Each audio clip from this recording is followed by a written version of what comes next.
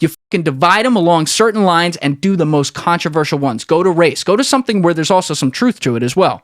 And drive it deeper and deeper and deeper and deeper and make the bottom 99% fight each other and hate each other so that they literally cancel each other out and quote unquote in the game of life kill each other off in that way, air quotes, so that you keep staying right there and your wealth gap keeps going exactly in the direction you want it to.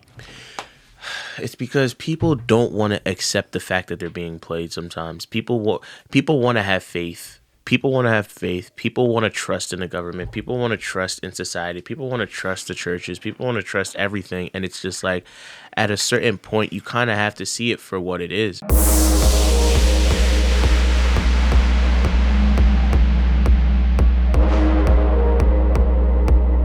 What's cooking, everybody? I am joined in the bunker today by the one, the only, Mr. Tobi, Mustafa. Moose is a guy who does not pull any punches, and I did know that coming in. He is one of the co-hosts of the Faces of the Future podcast, which you may or may not remember, but we had one of the other co-hosts, Miles Matthews, in here for number 42, I believe it was. And so we're also going to have Shannon, the third co-host, at some point here in a month or two as well. So we'll get all three of them. But they all play off each other great. And what I like about their podcast is you really don't know where the opinions are going to go. And so Moose came in here and did not disappoint with that reputation because, frankly, as far as touchy issues that some people would say, I don't really go there, we certainly went right at them. I will say that the last hour is a little bit different from the first 2 hours. The first 2 hours are just nuts. We started with Deshaun Watson for 15, 20 minutes, which I talked about with Jordan last week, and then after that, it just got crazy in a good way.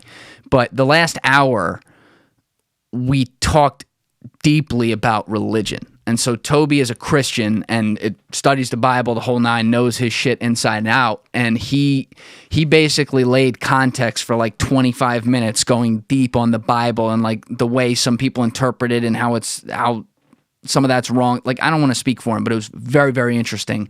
And then we were able to tie that all back to like our larger cultural problems, because we both kind of view organized religion as this thing that from the top down can drive opinions in the masses that maybe we don't think about and that sometimes are very problematic. So that was also a touchy conversation, but very, very important. And I really appreciated having a guy in here who actually really knew what he was talking about with it. And that made it all the better. So I hope you guys enjoy Moose. He's the man. He'll definitely be back. Now, a few weeks ago, I did mention that we are now sponsored here. And we are sponsored by the lovely company 8 Sleep. I wanted to wait to actually start pushing on the sponsorship and discussing with you guys exactly what the benefit is going to be for you. I as I said, I mentioned it once, didn't go too deep into it, but I wanted to talk about that now because I've had a few weeks to really formulate this, and the reason I was taking it a little bit extra seriously is not just because it was the first sponsorship to come in here, but this is also pretty personal for me. Because if you remember, I had Alex Horowitz in here for number 17 and number 18. He'll be back in here again at some point as well. But very close friend of mine, and he's the chief of staff at 8 Sleep. So he's been there since the beginning, and I have watched this really formulate into the powerful company and amazing product that it is. So I take this very seriously, and I want to make sure that however I represent them is in the highest light because it's an unbelievable company. Now, what do? That's the real important thing here. 8 Sleep is a mattress company, so they have a proprietary app that ties into their product, which I'll get into the details of that allows your sleep to be optimized by reading for different things that happen to you in the night. So let's put that in English. Basically, if you are used to waking up after sleep and feeling like you didn't get a good night's sleep, but you really slept 7 hours and that makes no sense, if you are tossing and turning sometimes in the night, or you have some restless sleep or not really deep sleep, and you just don't feel like you're refreshed all the time, they have the science at 8 Sleep behind why that happens to make sure it doesn't. And in the simplest terms, they say take 6 hours and turn it into a real 8-hour sleep, so you save 2 hours. But the way they do that is the app measures for things like body heat and a whole bunch of words that I don't want to drop on you because it'll get too confusing, but it will optimize the temperature and settings of your bed throughout the night as your body is changing in states of sleep. It is absolutely wild. The product is insane, and it's also not crazy expensive at all. So like if you go out to buy a regular foam dumb mattress, as I like to call them, and I think the founders of the company also call it that as well, because you'll understand when you use the product. But if you go out and buy a regular foam mattress and it's a decent one, you know, you can spend $3, $4, $5 on it. The Pod Pro mattress itself starts at just under $3,000. So as far as like a price competition, it's insane that they can even be lower than some of these mattresses and actually do something scientifically, technologically to help your sleep. Now, where do I tie into this? The way I tie in is if you would like to start getting a better night's sleep, and this is something that would interest you to try out and see if like, yeah, you know, actually I won't toss and turn all night. I'll feel like I'm rested every day, and now I actually have a smart mattress and not a dumb one. You can go to the link in my description, as well as the link in my Instagram bio, and purchase either the Pod Pro mattress or the Pod Pro cover using code TRENDIFIER, which is the name of this show, and get $100 off. And by the way, I'm not sure if I said this, but the cover, which starts at around $1,750, is not the full mattress, but it does everything the full mattress does. And you say, well, why would they sell it? They sell it because you basically just put it on your bed as a regular cover over your mattress. If you enjoy the feel of your current mattress, you get to keep that mattress. And now you just get all the technology that 8 Sleep has and connect it to the app, and you have it through the cover. So it's best of both worlds. It is a phenomenal product. It's pretty unbelievably funded in Silicon Valley / I guess we got to start saying Miami now too. So you can check that out. Very Googleable. You can see some of the people who are behind the company. But again, I've watched this grow from day one. It's very, very important to me that, you know, this is not just a sponsorship. It's a phenomenal product. I use it. It's incredible. It'll change your life. So use code TRENDIFIER. Go to the link in my description. And if you'd like to give it a try, give it an order. You will not be disappointed. Anyway, if you're not subscribed, please subscribe. We are on Apple Podcasts, Spotify, and YouTube. And if you're on YouTube right now, hit that subscribe button, hit that bell button, and leave a like and comment on the video, if you will, please. And by the way, thank you to all the people who have been doing that. That actually really does help get some extra views on the videos, and we're growing here. It's a very, very cool thing. So I appreciate all of you who take the time to do that. The second thing is the 5-star reviews in Apple Podcasts. Say it every week. They're phenomenal, and they are a huge help. New listeners have been, I see it in the numbers, they're coming in, and they are listening to the podcast and downloading on Apple a ton, and Spotify, but on Apple in particularly, that a lot of that is driven from they will go to these comments to see what other people are saying about the show, and they go, okay, all right, I'll give this a shot. And that's a really cool thing, and it's a testament to all the people who have done that. So thank you. If you have not had a chance to leave a 5-star comment with a review on Apple, I would really, really appreciate it. Again, huge, huge help. That said, you know what it is. I'm Julian Dorey, and this is TRENDIFIER. Let's go! This is one of the great questions in our culture. Where is the nuance? You're giving opinions and calling them facts. You feel me? Everyone understands this, but few seem to do it. If you don't like the status quo, start asking questions.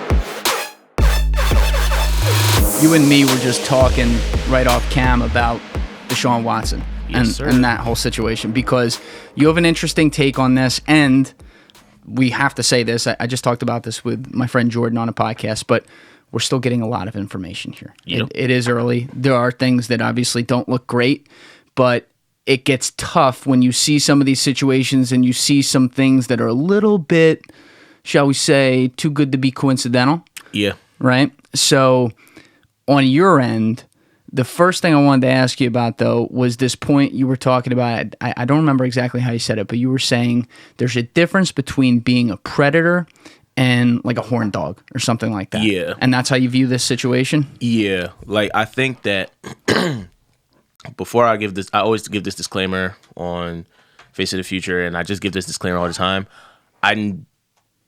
This is not me saying I don't believe women. We're gonna get into that discussion too, but like this is just my point of view. My point of view is not trying to dismiss any situation that happens to any of those women or any women. And that's all I wanted to say. I'm not trying to gaslight you. I'm not trying to dismiss your experience. None of that. I'm just giving this perspective as an objective point of view. 100%. And you have to say that. Yeah. You do. And I think that, like, for me, there's a very big difference, because I think that when you look at things that happen in the sexual violence spectrum, in the domestic violence spectrum, a lot of people use the term predator. And I think that because of how social media is, we just throw the term predator around, or we throw the term abuser around. And it's like, for me, it's like almost as bad as throwing the word narcissist around. Not everybody's a narcissist. Not everybody's an abuser. Not everybody is a predator. And I think that when we look at the situation, we have to look at what, in my opinion, what a predator would be.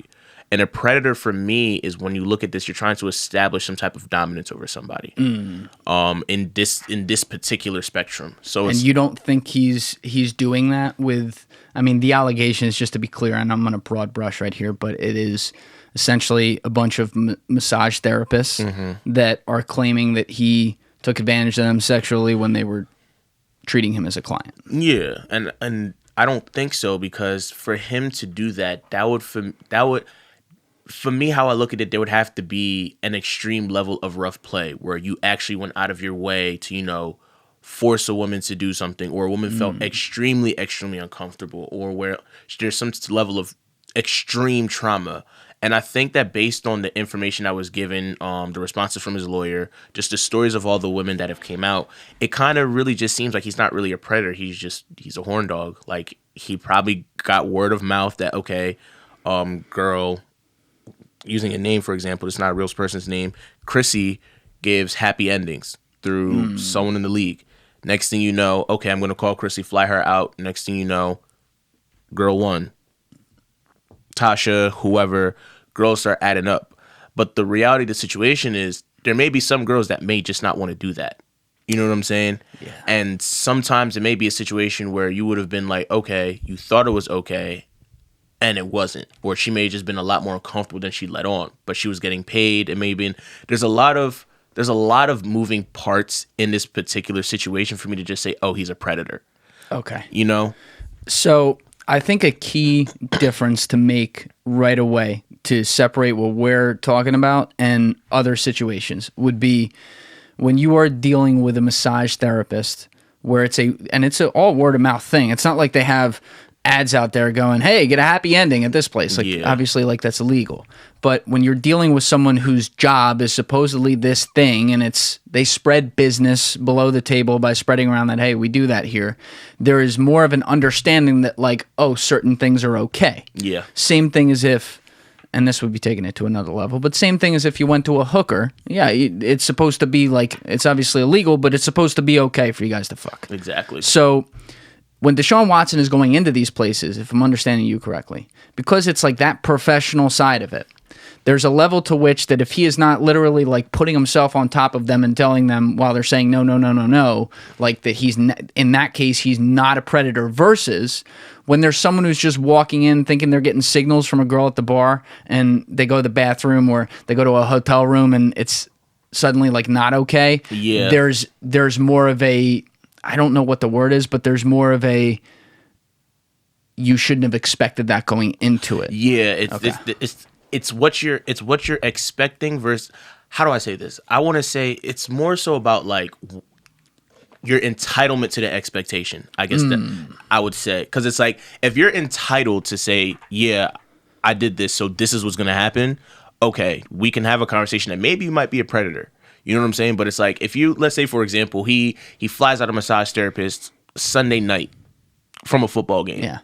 I mean, even after the fact that he has a girlfriend or fiance, whatever it is, I look at the situation and it's more like, okay, this may just been a situation where he may have done something by accident. There were some certain situations where they explained it where there were some certain cases where it could have been looked at as an accident. So it's like, for me to now just say, oh, he's a predator, he's this, I can't. So when you say accident, though, I want to make sure I understand you too.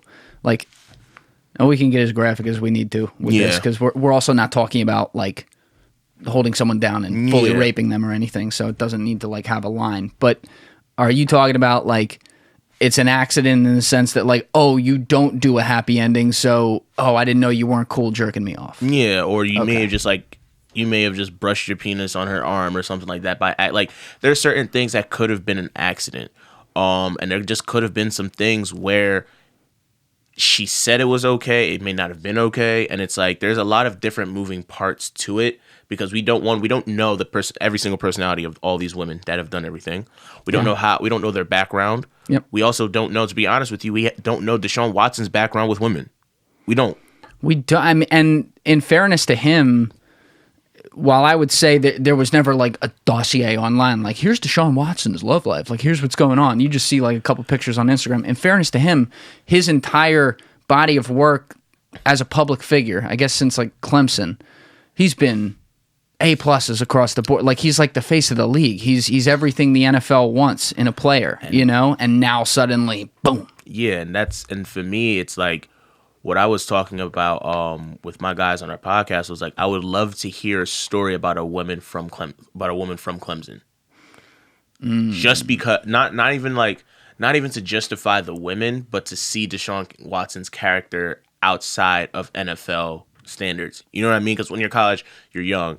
Yeah. You know, you make mistakes. Like everybody's made mistakes. I have a bunch of stupid, crazy college stories. And so for me, if you're like, okay, you're dating a girl and you hear a story of a football player, you can make your assumption. He could have grown, but it's still a possibility. Like, we look at Chad Wheeler. Chad Wheeler has had a history of beating on women. You know what I'm saying? No one knew about that. Yeah, and that's they didn't talk about that. They didn't talk about that. Nobody talks about that, you know? And they're still not talking about it now. Which blows my mind. Yeah, no, it's I mean, the reality is that's because it's a black woman, but I mean, I didn't want to take, but the reality of the situation is because it's a black woman. Can you tell people what happened there, just so that they know? Basically, in short, Chad Wheeler was an offensive lineman for the Seattle Seahawks, and basically he came home, and he had a black woman as a wife or girlfriend, and he wanted his girlfriend to bow down to him, and she didn't, and he basically pummeled her, like he pummeled her, and then when she woke up, and that's what he said. Yeah. I think he was like, "Oh, you're gonna bow to me, bitch," or something. Like he's got problems. And the craziest thing is, what made it worse was like she woke up and she was unconscious, and he was there chilling, eating, whatever, doing whatever, and he was like, "Oh, I'm surprised you're alive." And it's like, we look at this and it's like, okay, so nobody's talking about this, but everybody was talking about Ray Rice. Everybody was talking about Greg Hardy. You know, the kicker from the New York Giants. Nobody was talking about him. Well, let me ask this real fast, and I also don't even know that I disagree with your assertion there. And I never even thought about it from the angle of like, oh, the victim was a black woman too. Yeah. But I would look at it, if I were looking at it from that angle first, I'd look at it and be like, oh, Chad Wheeler's a white guy, right? Yeah. I think it's more, possibly, who knows, the fact that, like, who did you name right there? You named Ray Rice, Greg Hardy, and Deshaun Watson. What do they all have in common? They're all fucking phenomenal football players. That is true. Top of class at their position, defensive end, running back, and quarterback. Chad Wheeler sucked. Like, he was not a great player at all. Like, he didn't even start. He was on the Giants for a while. I remember his rookie year, I was at a game, and no one knew who he was at the time, but me and my buddy at the game were literally right above him on the sideline, and we're making fun of him the whole time because it just looked like the lights were on and no one was home. And you would never think like someone like that is like this kind of guy. But I mean, I felt like it was my issue was up front. They didn't report on it loudly or enough at all. Nobody was going to say anything. They said like, you know, ESPN had a quick story on it. And then number two, like, okay, if he's not as big of a player and now his career's over, obviously, as it should be, it's going to go away. But would it go away if it was someone else? I don't know. My thing is, you bring up a good point. The reality of the situation is that Ray Rice was a great football player. Deshaun Watson's a great football player. Greg Hardy's a great football player. But the reality of the situation is that it shouldn't be the case that because you're a great football player, you get all the attention. There should be attention on you no matter what. Agreed. Because it's like, let's look at college football players. College football players, they get all the attention. but it's like they can still go and get a job because, okay, I play college football. And my thing is that I don't want it to be a situation where Chad Wheeler can just be like, you know what, I disappear for 3-4 years, I live with my parents, and I come out and I go work and I sell cars. And now I'm A-okay, I could work at a car dealership. And that's where I look at it as like Ray Rice has not recovered. You know what I'm saying? Ray Rice is like the cover boy for domestic violence in the league. Greg Hardy's a shithead, but it's whatever. But it's like I don't want it to be a situation where it's like my biggest problem has been, and when you look at how the NFL is presented, there's just been a big problem with how black skill players are presented versus white players. And for me, why I brought up the concept of black women, which I'll touch in a second. When we look at black players, like let's even look at Justin Fields. Quarterback just drafted number 11. Quarterback that just got drafted. Why did his draft stock drop? Oh yeah. There's no reason. Yep. There's really no reason. Well, there was a fake reason. Yeah, there was a you saw reason. The fake reason in the media where they're like, oh, he doesn't love football or something. Yeah. Which then when and again, you don't know about any of these guys. Exactly. Like some of these guys you claim could love football might fucking hate it. I don't know, right? But based on what you are hearing from behind the scenes, everyone at Ohio State was like, what the fuck are you talking about? Because that was a legit concern, as it turned out, with Dwayne Haskins. Yeah. But just because Dwayne Haskins came before him means that now Justin Fields is going to be the same guy. And you can say, like, Cheeseburger at Alabama there loves football more for sure. Exactly. Like, come on. And my thing with that, and even adding insult to injury, like, why did it have to be Dwayne Haskins? Because there's plenty of other players that don't love football but still get drafted high. And it's like I always look at it as like. Do you think there's a lot of quarterbacks though that like if they know they don't love football, they draft them high?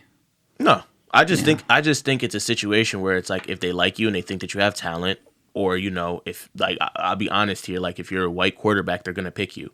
Like there's no reason why Justin Fields dropped that low. And I look at it like there's been plenty of examples. We look at Cam Newton. People chastise Cam Newton as if it's the reason why his career went the way that it went. It's his fault. It's not his fault. Yeah, he got injured. Those are certain things you can't really change. But the last couple of years of him in Carolina, it's not his fault. But we look at him as, oh, he doesn't want to play football. He's not this. He's not the same. He's not this. And it's like, why are you saying that for him? But you guys are looking at Josh Allen as this phenomenal athletic quarterback, as if Cam Newton's not 6'5" or something. Lamar Jackson's the fastest quarterback probably the league has ever seen. Oh, Michael Vick. I think I'm gonna check you on that. I think Lamar, I love Lamar. Love Lamar. I mean, there's nothing like Vick. I'm not saying he's better. I'm saying fast. You're talking about. You seen Michael Vick? I've seen Michael Vick run the ball, but I'm saying like, do you see? I'll say this: Lamar Jackson is a lot more. He's a lot more elusive than Mike Vick. I'll say that. All right, I don't want to get sidebar. We're gonna come back to that. But go ahead. This was a bigger point than who's faster. My point is that Lamar Jackson, when he first came, when he was eligible for the draft, it came to a situation. Oh, you should play receiver. Yep. You should play receiver. And he had a good arm too. He had a great arm. He always had a good arm in college. It wasn't like, oh, he just runs in college. He had a great arm. Yeah. And the reality situation is like even now it's like, oh, every little thing. Lamar Jackson, oh, he's not good. Oh, he can't pass. He can't do and it's like, is it really his fault? It's like we look at Baker Mayfield. And I love Baker. This is exactly what Jordan said something similar on like a different topic. Yeah, it's like think about it. Baker has probably the best let me not say the best offense, but he has one of the most talented rosters in the league. 100%. And my thing is that granted, taking coaches out the situation, just ball. Yeah. Like just ball. And you couldn't do that. Like I love Baker, don't get me wrong, but I'm just saying like you had arguably one of the most talented rosters and you did not ball out the way that you should. And my thing with that comes in as why is it that someone like Baker can get a pass? Daniel Jones can get a pass. But Lamar Jackson, he has a bad playoff game that's not even really his fault now. It's Lamar Jackson can't pass. Or Lamar Jackson, he can't win. Justin Fields, he doesn't love football apparently. And it's like we have all these excuses for for black quarterbacks that it's just ridiculous. Like Cam Newton is he doesn't want to play anymore. But it's like, where did y'all get this narrative from? You know what I mean? I know exactly what you mean. It's ridiculous. It's almost like you can't exactly define it and say like, oh, that thing right there, this is how they say this. But inherently you do kind of know. Because you like when you see these guys who last a very long time who were great, right? Because we can agree, Cam Newton won an MVP in this league and was a phenomenal quarterback, and he's still probably still could be. He is very banged up though. I will say that. Yeah. Now he's like that. That man ran into every single defensive player for like 9 years and didn't complain. Yeah, for That's sure. got to take a toll. But either way, like you see some of these guys and they don't have the I guess like accepted staying power. Of, I mean, Tom Brady's a bad example, but let's look at the other guys, right? Like Drew Brees, Aaron Rodgers, Brett Favre back in the day, right? Yeah. So I agree that there is something there and that there tends to be this stereotyping that happens that for whatever reason we can't get rid of. And I think that even sometimes like people will, and I'm talking about like scouts around the league and stuff, they'll draw back to like, who's someone from back in the day? Like a Jamarcus Russell, who happened like fucking 15 years ago. Exactly. Who also like dead ass. They knew he didn't love football. They drafted him because he was one of the most talented quarterbacks I've ever seen. Yeah. Right? You know, and that one just didn't work out that way. But like, why is one guy becoming the example and the rule for it? You know what I mean? I'm very uncomfortable with that, and it's hard for me to wrap my head on exactly like if they realize that's happening or if they're just like totally drunk at the wheel here and just kind of are content to continue whatever system it is where it's like, well, no, these guys are the safe guys to put up front versus the other guys. And not to bring it full circle in the wrong way here, but it's another thing that sucks about Deshaun Watson too, because he is a black quarterback who covered every single possible thing you want to cover in being a face of the league. And that's the biggest problem with. That's why I said, you know, when we were speaking off mic, it's like, regardless if Deshaun Watson did it or he didn't do it, the reality of the situation is that for me, how I look at it, as the Texans have to sell the team. Explain this. To be honest with you, taking out whatever happened, the fact of the matter is that there was a huge number of women that had to have come and discuss something, or you found out information from a large amount of women about what was going on with Deshaun Watson. Yep. And the reality of the situation for that is you knew, because there's no way that he requests a trade after you guys just paid him. He goes radio silent. And then next thing you know, your next door neighbor, who's a lawyer, is now he's now the representative for about 20 something women, and that's Tony Busby. Or Tony Busby, whatever his name is. He's the representative for all those 20 women, and and nobody seems to like question that. Yeah, Jordan brought that up, and you know, when you put on your tinfoil hat with it, that is one thing that is smelled from the beginning about this. Now, there are like allegedly these text messages and stuff, which we really haven't seen many. I think he's only released one, or a couple. I'll hedge. Like it hasn't been many is the point. And we've heard from 2 women publicly, but there's like 25 or 24 or something like that. And we haven't heard from the others. But I look at this, and what I never want to do is be like, oh, we're going to get in a situation where our default is don't believe women. Right? And I also never want to get into a situation where we automatically just believe everything we hear. It is a very shitty place to be, because also, like, as a guy, I come out and let's say on a situation where I see enough information or to satisfy me to make a judgment, and I say, you know, I really don't believe them. Socially, that looks really bad for me. But we know that statistically, it happens. Does it really look bad for you socially, or does it look bad for you online? Oh, that's a great question. Are they different? Yeah. How so? Pull that in just a bit. It's different. It's different for a lot of reasons. We have to understand that in real life, we actually have to look at situations. We actually have to go and assess situations. The internet, the biggest problem with the internet is groupthink. Love that. The reality of the situation is that when we look at, we're going to go down. Oh, Jesus. We're going down this road. It's happening. Don't run. We're going. Let me take a sip of water real quick. Okay. We got a little quick intermission before we get ready for the sweaty stuff right here. If we're going down this road, I know I can already hear it. Miles and Shannon are laughing their asses off right now. Well, Miles said this was going to happen. He's like, "Oh, you get Moose in here. You don't know where it's going, man." I'm like, "Oh man, I love that." So let's go. Okay, so you go on the internet. The first thing that you see, and I was explaining this, but you go on the internet. If you have 100K followers, if you have at least 10K followers, everything that you say is automatically word is bond. Like, word is automatically bond. You can be, if you have 10K followers, men are trash. You get 20,000 retweets. Oh, 20,000 retweets, 30,000 retweets. That was not going where I thought it was going. Oh, no. Okay, keep going. Nope. So you come in, and it's like, are men really trash? But why are men trash? Okay, men are this, and this. But it's like, okay, how accurate is that? You know, it's like, oh, men don't do this, men don't do that. But it's like, okay, so who's raising these men? And it's like, you're going into this, but women, a lot of people on the internet don't think that way. What do you mean? Okay, go back for 1 second. Okay. When you say, like, who's raising these men? Who's raising the men that you're claiming are trash? The point is that... Oh, okay, I got you now. Yeah, and it's like, you go on the internet and people just run with the narrative, men are trash, men are abusive, men don't do this, men are disgusting, men are pigs, men are this, men are that, men are this. And it's like, when you run into this group think, it's the same thing on the other side of the spectrum. You have the women are trash, all women want is money, all women will manipulate you, all women will do this, all women will do that, you know? And so going into this narrative, it's like when we look at, say, Deshaun Watson, for example, it's like, okay, if 40 women were to come out and they were all on the internet and said, oh yeah, Deshaun Watson did this, before even the Texans and news outlets got this, what do you think would happen to Deshaun Watson? If they all had, like, 20, 30K followers, they would believe it. Yeah, he's done. Yeah, they would believe it.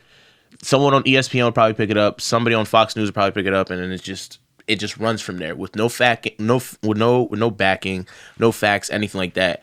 And so the problem is when we go on the internet, people can say one thing, or if a collective group of people say enough things, it becomes the norm. Yeah. And so the biggest problem with that is just really that groupthink is really dangerous, because it implies that, one, it doesn't give room for opposing opinions.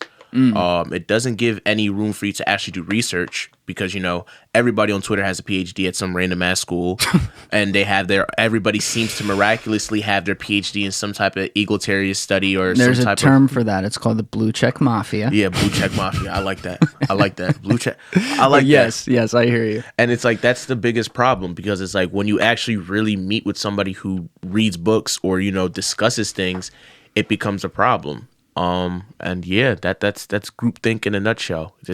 But you started that with the social versus the internet. So what you're saying is that groupthink that occurs on the internet is very separate from the real world. And are you implying that it doesn't necessarily happen in the real world? No, it happens in the real world. I was going to say. There's certain cases. I mean, I'll pick one because I love it. Like religion, for example. In religion, it's unsaid, but it's there. Oh yeah. And it's like when you have that group think in a particular environment, it makes other people uncomfortable. And opposing views are not. And when you have an opposing view, it makes people really, really, really uncomfortable. And I think that in real life, for the most part, if you're working 40 hours a week, nobody really gives a shit. People really look at things objectively, because that's what we do for work. That's what I do for work. My job is a very objective job. So it's like, I'm not going to sit here and just be like, oh my gosh, X, Y, and Z happened, I'm just going to believe it. And I think that that's what people really need to understand, that it's like, we all can't be subjective just because of our experiences or our anecdotal experiences. Like, just because you can project your trauma onto the internet doesn't mean you can project it onto people in real life. Life doesn't work like that, Well, I think it also creates for everything. And, we started this talking about women and what the term for some of the stuff you're talking about is virtue signaling. Yeah. Right? Like, people, if they're above 10K followers, as you said, they're going to put out the men are trash tweet, and suddenly, boom, 20,000 retweets to grow another 5,000 followers. It's like it's incentivized, right? Yeah. Because if you say something that shakes the boat, ooh, maybe you'll lose some followers, and the algorithm, this voracious algorithm that we all feed, as my friend Ashton Larold says, it'll punish you for that. But looking at it a little bit more objectively on the outside, I think that a lot of the people who say things online to virtue signal do bring that into the real world too. And so we have an enormous lack of conversation on it. Now, if you're on an app like Clubhouse or something like that, and people are going into rooms where it's on the internet still, that is online, right? It's just because you're talking, it is online. Moderators can kick people out, people can leave the room whenever they want. There is an enormous space for people to be on guard and say, oh, everything I say is going to be judged by the internet right now. Whereas in private, they might be different. I could agree with you there. I just think that a lot of these PhDs you talk about in their bios on Twitter, they drag a lot of that thought process, I mean, in that case, like into the college classrooms too. Oh, yeah, definitely. To talk real quick, I guess you're right with Clubhouse. I just think that with Clubhouse is basically Twitter with boundaries. Like, it's like if you're in a room and you want to have a contradictory opinion, people are just going to kick you out. 100%. And it's like, that's a problem. Yeah, I've been in those rooms. You been kicked out of some rooms? Have I been kicked out of a room before? I gotta think yes. You've been kicked out of a room. Actually, yes. That's a compliment, by the way. Thank you. But I didn't even say anything, actually. I'm Greek, right? I joined a fraternity in college. And everybody was giving out stories. Oh my gosh, I wanted to join X organization. And we're going to come and talk about them because they're not good for the black community. They're not this, they're not this, they're not that. And I'm like, so you guys willingly came on here to talk about organizations that didn't choose you for whatever reason that they saw fit to say, oh yeah, you guys are not great for the community. After most of the people and most of the black leaders and thought leaders that have pushed this society forward are a part of black Greek letter organizations. And it's like, for me, it goes back to my thing of like, it's Twitter with boundaries. Or it's Twitter for it. How do I say this?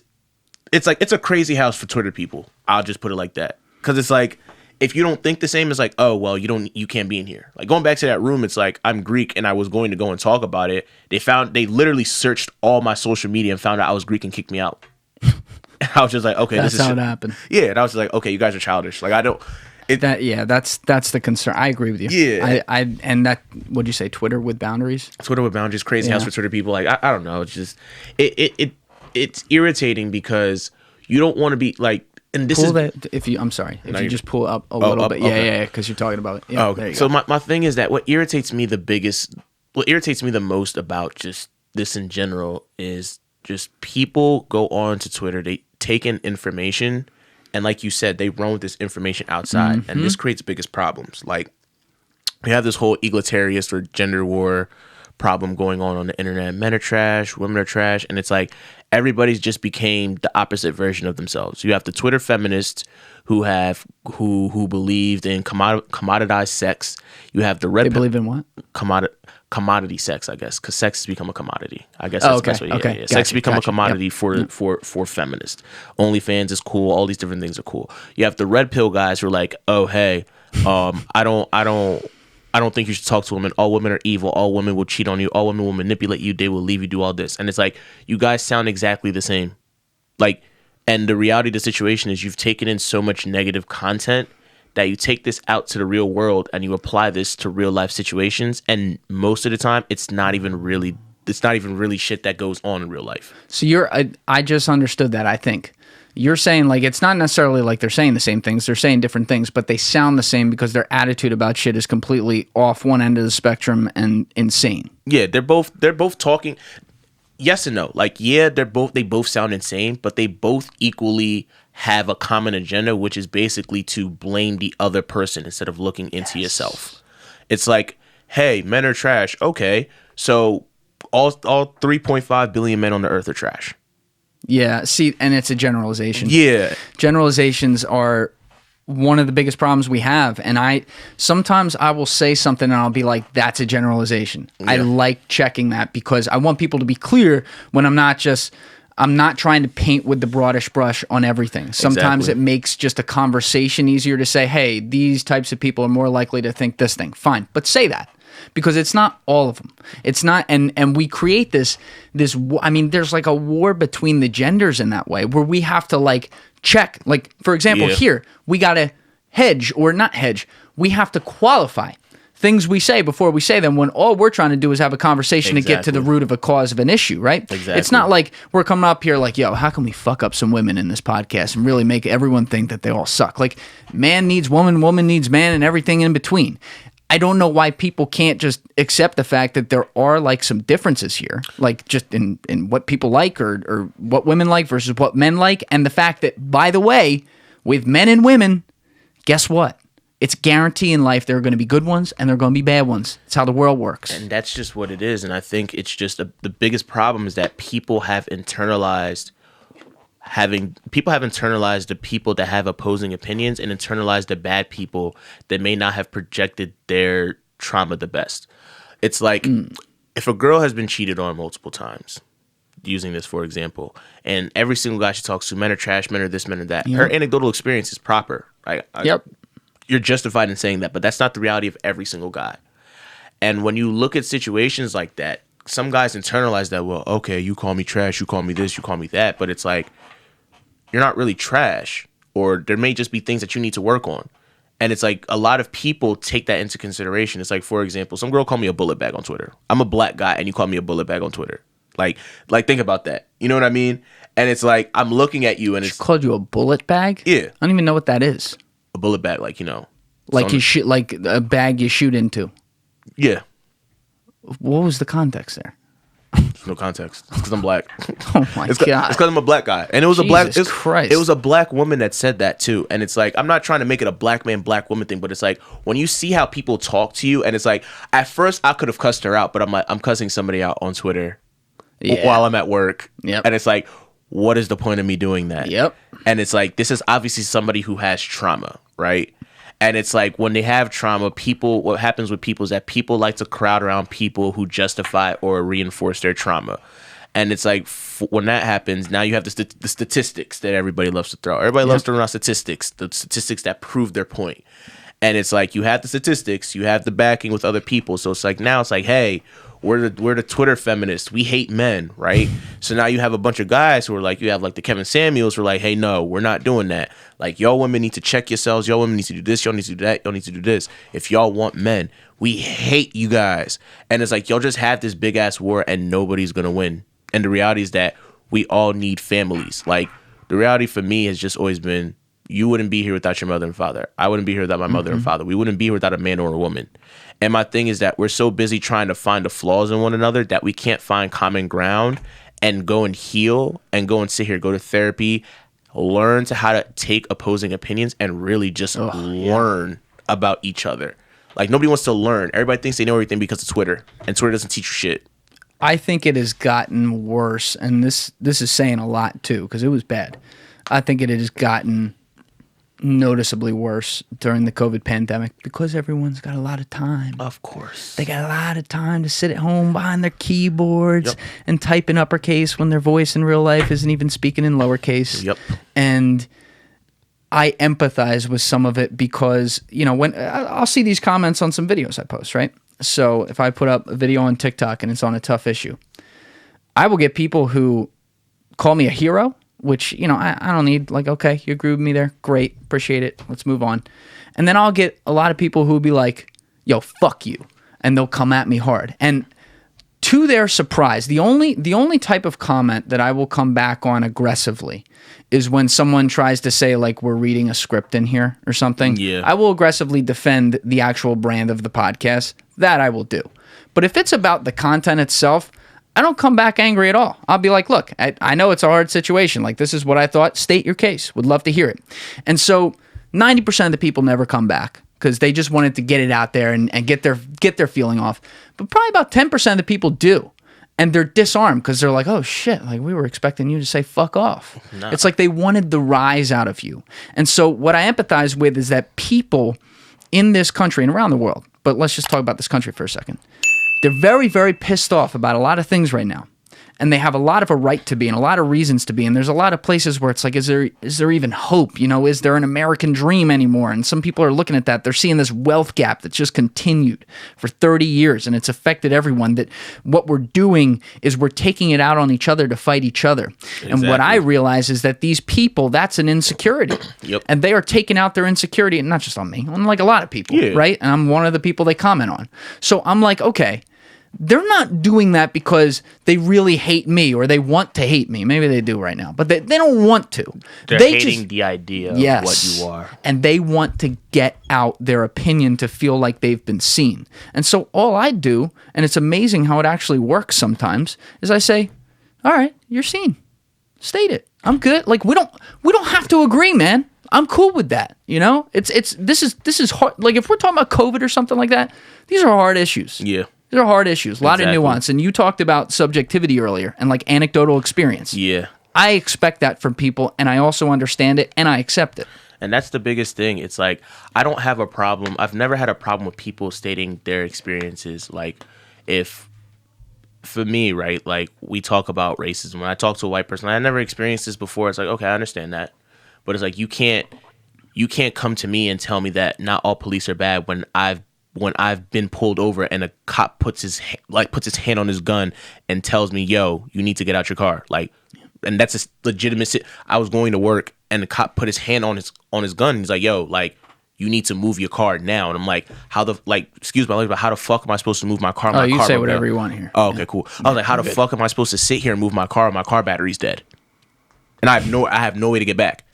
You know what I'm saying? And it's like, and people can't disqualify that at all. Yeah, you can't disqualify that. And it's like, when you look at those different types of situations, I'm okay with that. But what I can't do is that outside of certain situations, it's like, okay, going back to cheating, for example, if somebody cheats on you, if one person cheats on you, cool. Maybe it's a reality. Maybe it's a situation where the person may not have been okay with themselves. Certain things have happened. You have 5 people cheat on every single relationship you've been on. You dated 5 people. Everybody's cheat on you.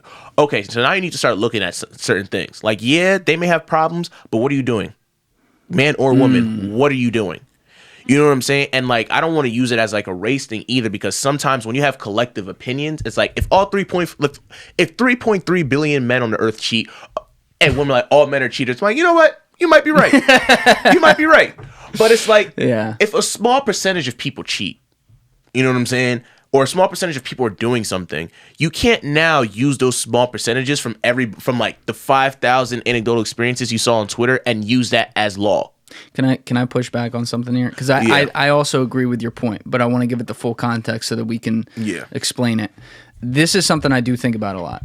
And, you know, anyone who's been cheated on, it sucks. Like, it fucking blows, and it's the worst thing. And you get mad at the world. You can even turn it in on yourself and be like, oh, it's my fault. And what you're not saying there is that, like, oh yeah, it's your fault that they did that. What you are saying is that for the people that maybe have that happen a bunch of times, they got to ask themselves, and correct me if I'm wrong here, they got to ask themselves, well, what kind of people am I associating with here? Like, what can I do to avoid this before ever getting into the situation? Because there's no excuse when it happens. Like, it's their fault when it happens, but why was I with them in the first place? Why do I keep on ending up with these people? And I think about this a lot because I've seen these patterns with friends of mine. I've seen this pattern with men and women where they attract somebody who they have a type, right? Yeah. And so, yeah, when you get cheated on 5-6 times, to use your example, and I've seen some of those cases, you tend to have a lot of insecurities about the other people of that gender. It just is a fact. And what happens is those people then, and you also said this, they get validated online. They get their trauma validated, like, oh, you know, that, yeah, all men are trash in that case, like if it's a girl complain about it, and, you know, that sucks, and yeah, you know, you go, whatever. And then they never even stop to think and consider the things that you want them to also consider. Yeah. And I think that, like, I mean, since we down here, before we go to another deep subject, because I have something else connected to this, but bring it. My thing is that, I guess with cheating, I think that people make such a big problem about it because people are always like, yo, why would you be with somebody if they're gonna cheat on you, or why would you just do this? Why would you just want to do that? And it's like, a lot of times, like, I'm just thinking it back in my head.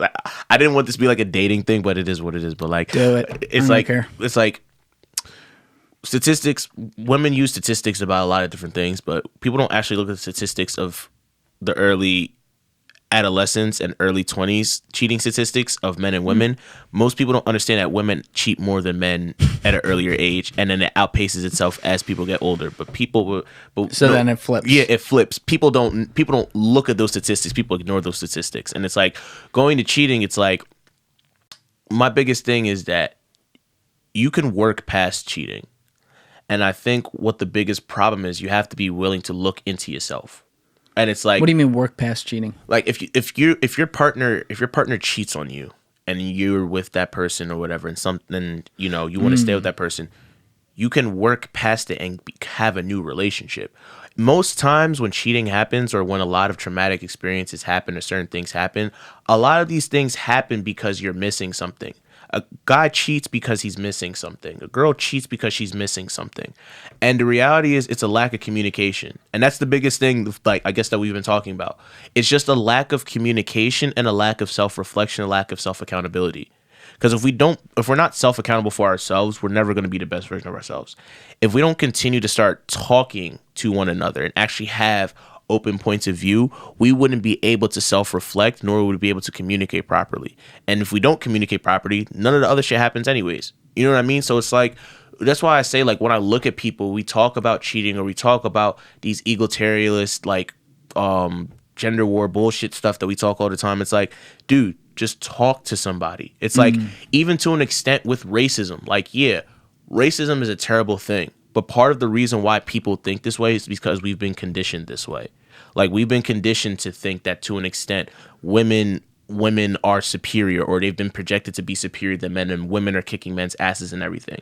It's been conditioned in media. It's the same thing with racism. It's the same thing with a lot of different things. Can you explain with the racism? Like, draw a parallel between what you just said with women? So when we look at, let's say, let's go to TV. Okay. As a black man, there's been a lack of representation on TV for black men. Sure. Yeah. There's no more Uncle Phil. There's no more Carl Winslows. You know, there's none of those black fathers that we saw on TV. Dad from Smart Guy, things of that nature. We don't see those. I also feel like, and maybe this is a sidebar, but I also feel like there's a lot of shows that they market to, like, specifically point out, like, oh, this is for black people, right? So, and I'm not calling out BET there, right? Yeah. I'm calling out, what was the one show? It was called, like, Blackish or something like that. Yeah, it was like on shows like that, yeah. like where they don't make it, hey, you know, we have an Uncle Phil or somebody to look up to, and it's just like, oh, that's Uncle Phil. He's a human being and he happens to be black. It's more like, yo, we got a black guy here. Yeah. And it's because it's a black guy, you're gonna watch the show. Yeah. You know what I mean? Like, Yeah, no, I I feel get what like, you're saying. yeah. I think that, like, certain shows, I mean, that show's a really good show, but it got weird after a while. They started doing spinoffs. Anyways, but it was a good show because, you know, it was a black father who was present. It was a comedy show, so I didn't have a problem with it. But where my problem comes with it, and just like a lot of other shows taking race out of it, it's like, there's a lot of shows that don't really show how men should be in a house. Or how, like, most of the men that you look at on TV nowadays are really the comic relief. Like, and when you look at TV, like, you always see the woman is the more serious one and the man is always the goofy one. Wow. People don't really look at it like that. It's like, think of almost every show recently. It's like the guy's the father's the goofy one. The mother's the strict one. You're talking especially sitcoms and stuff like that. Yeah. Look at all the sitcoms. That's just how it is.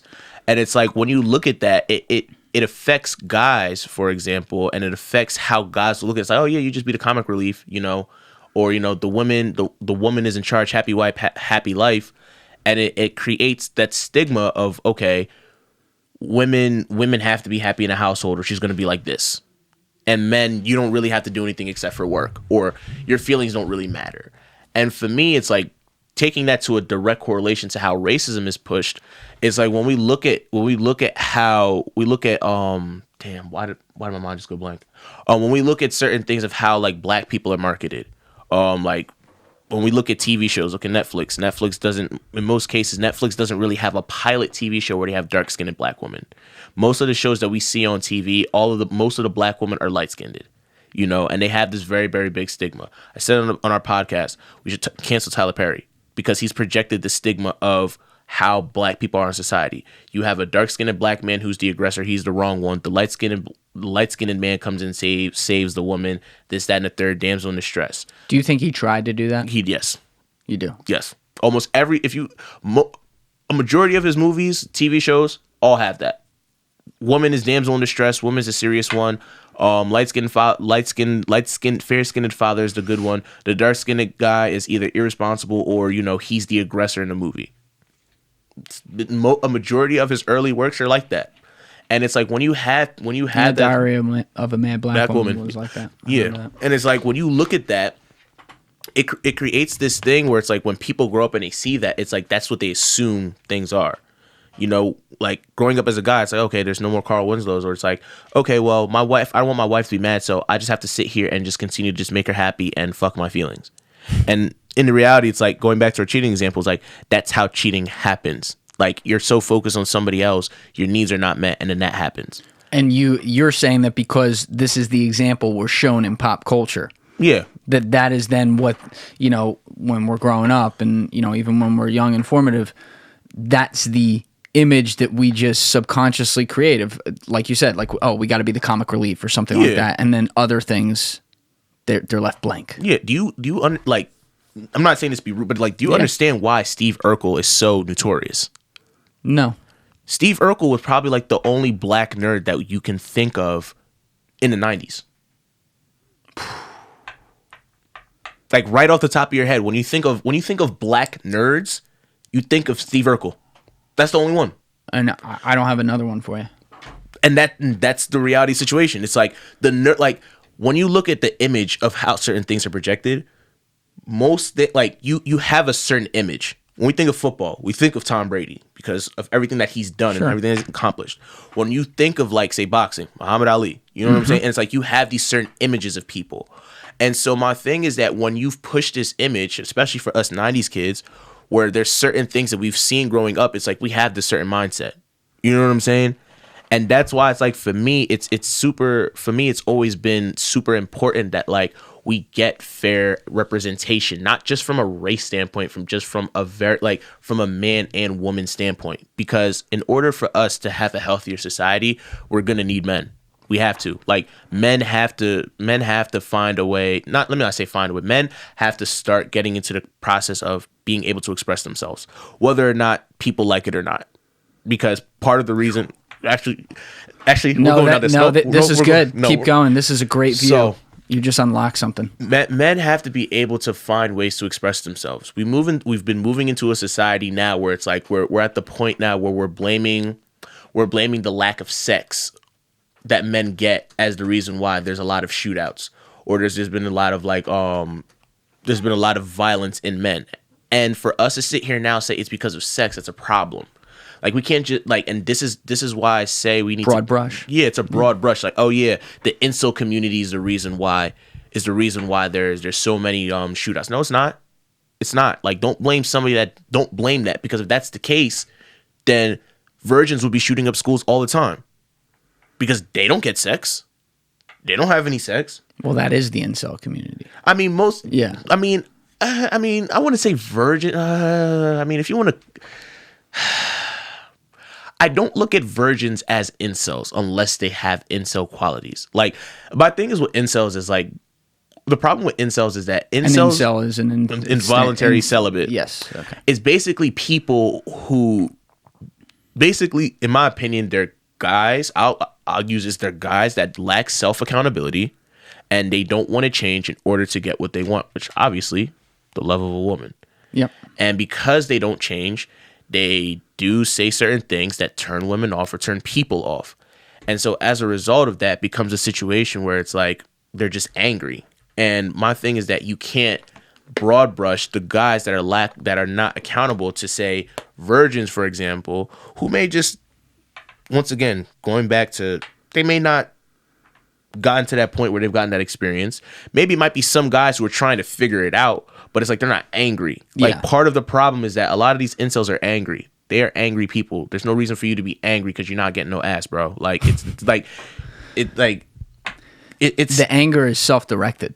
It's another example of that. It's self-directed because they then blame everything else around them because they want something that they apparently can't get. Exactly. You know? And so we talked about it with something else earlier in the conversation, but projecting your insecurities onto everyone else. And everything you're talking about too, and this has now come up on maybe 3 or 4 podcasts in a row, and it's come up on probably at least half the podcasts we've recorded in here because it is applicable to everything we have in society now, I think. But you're also pointing out how everything has an equal but opposite reaction. Yeah.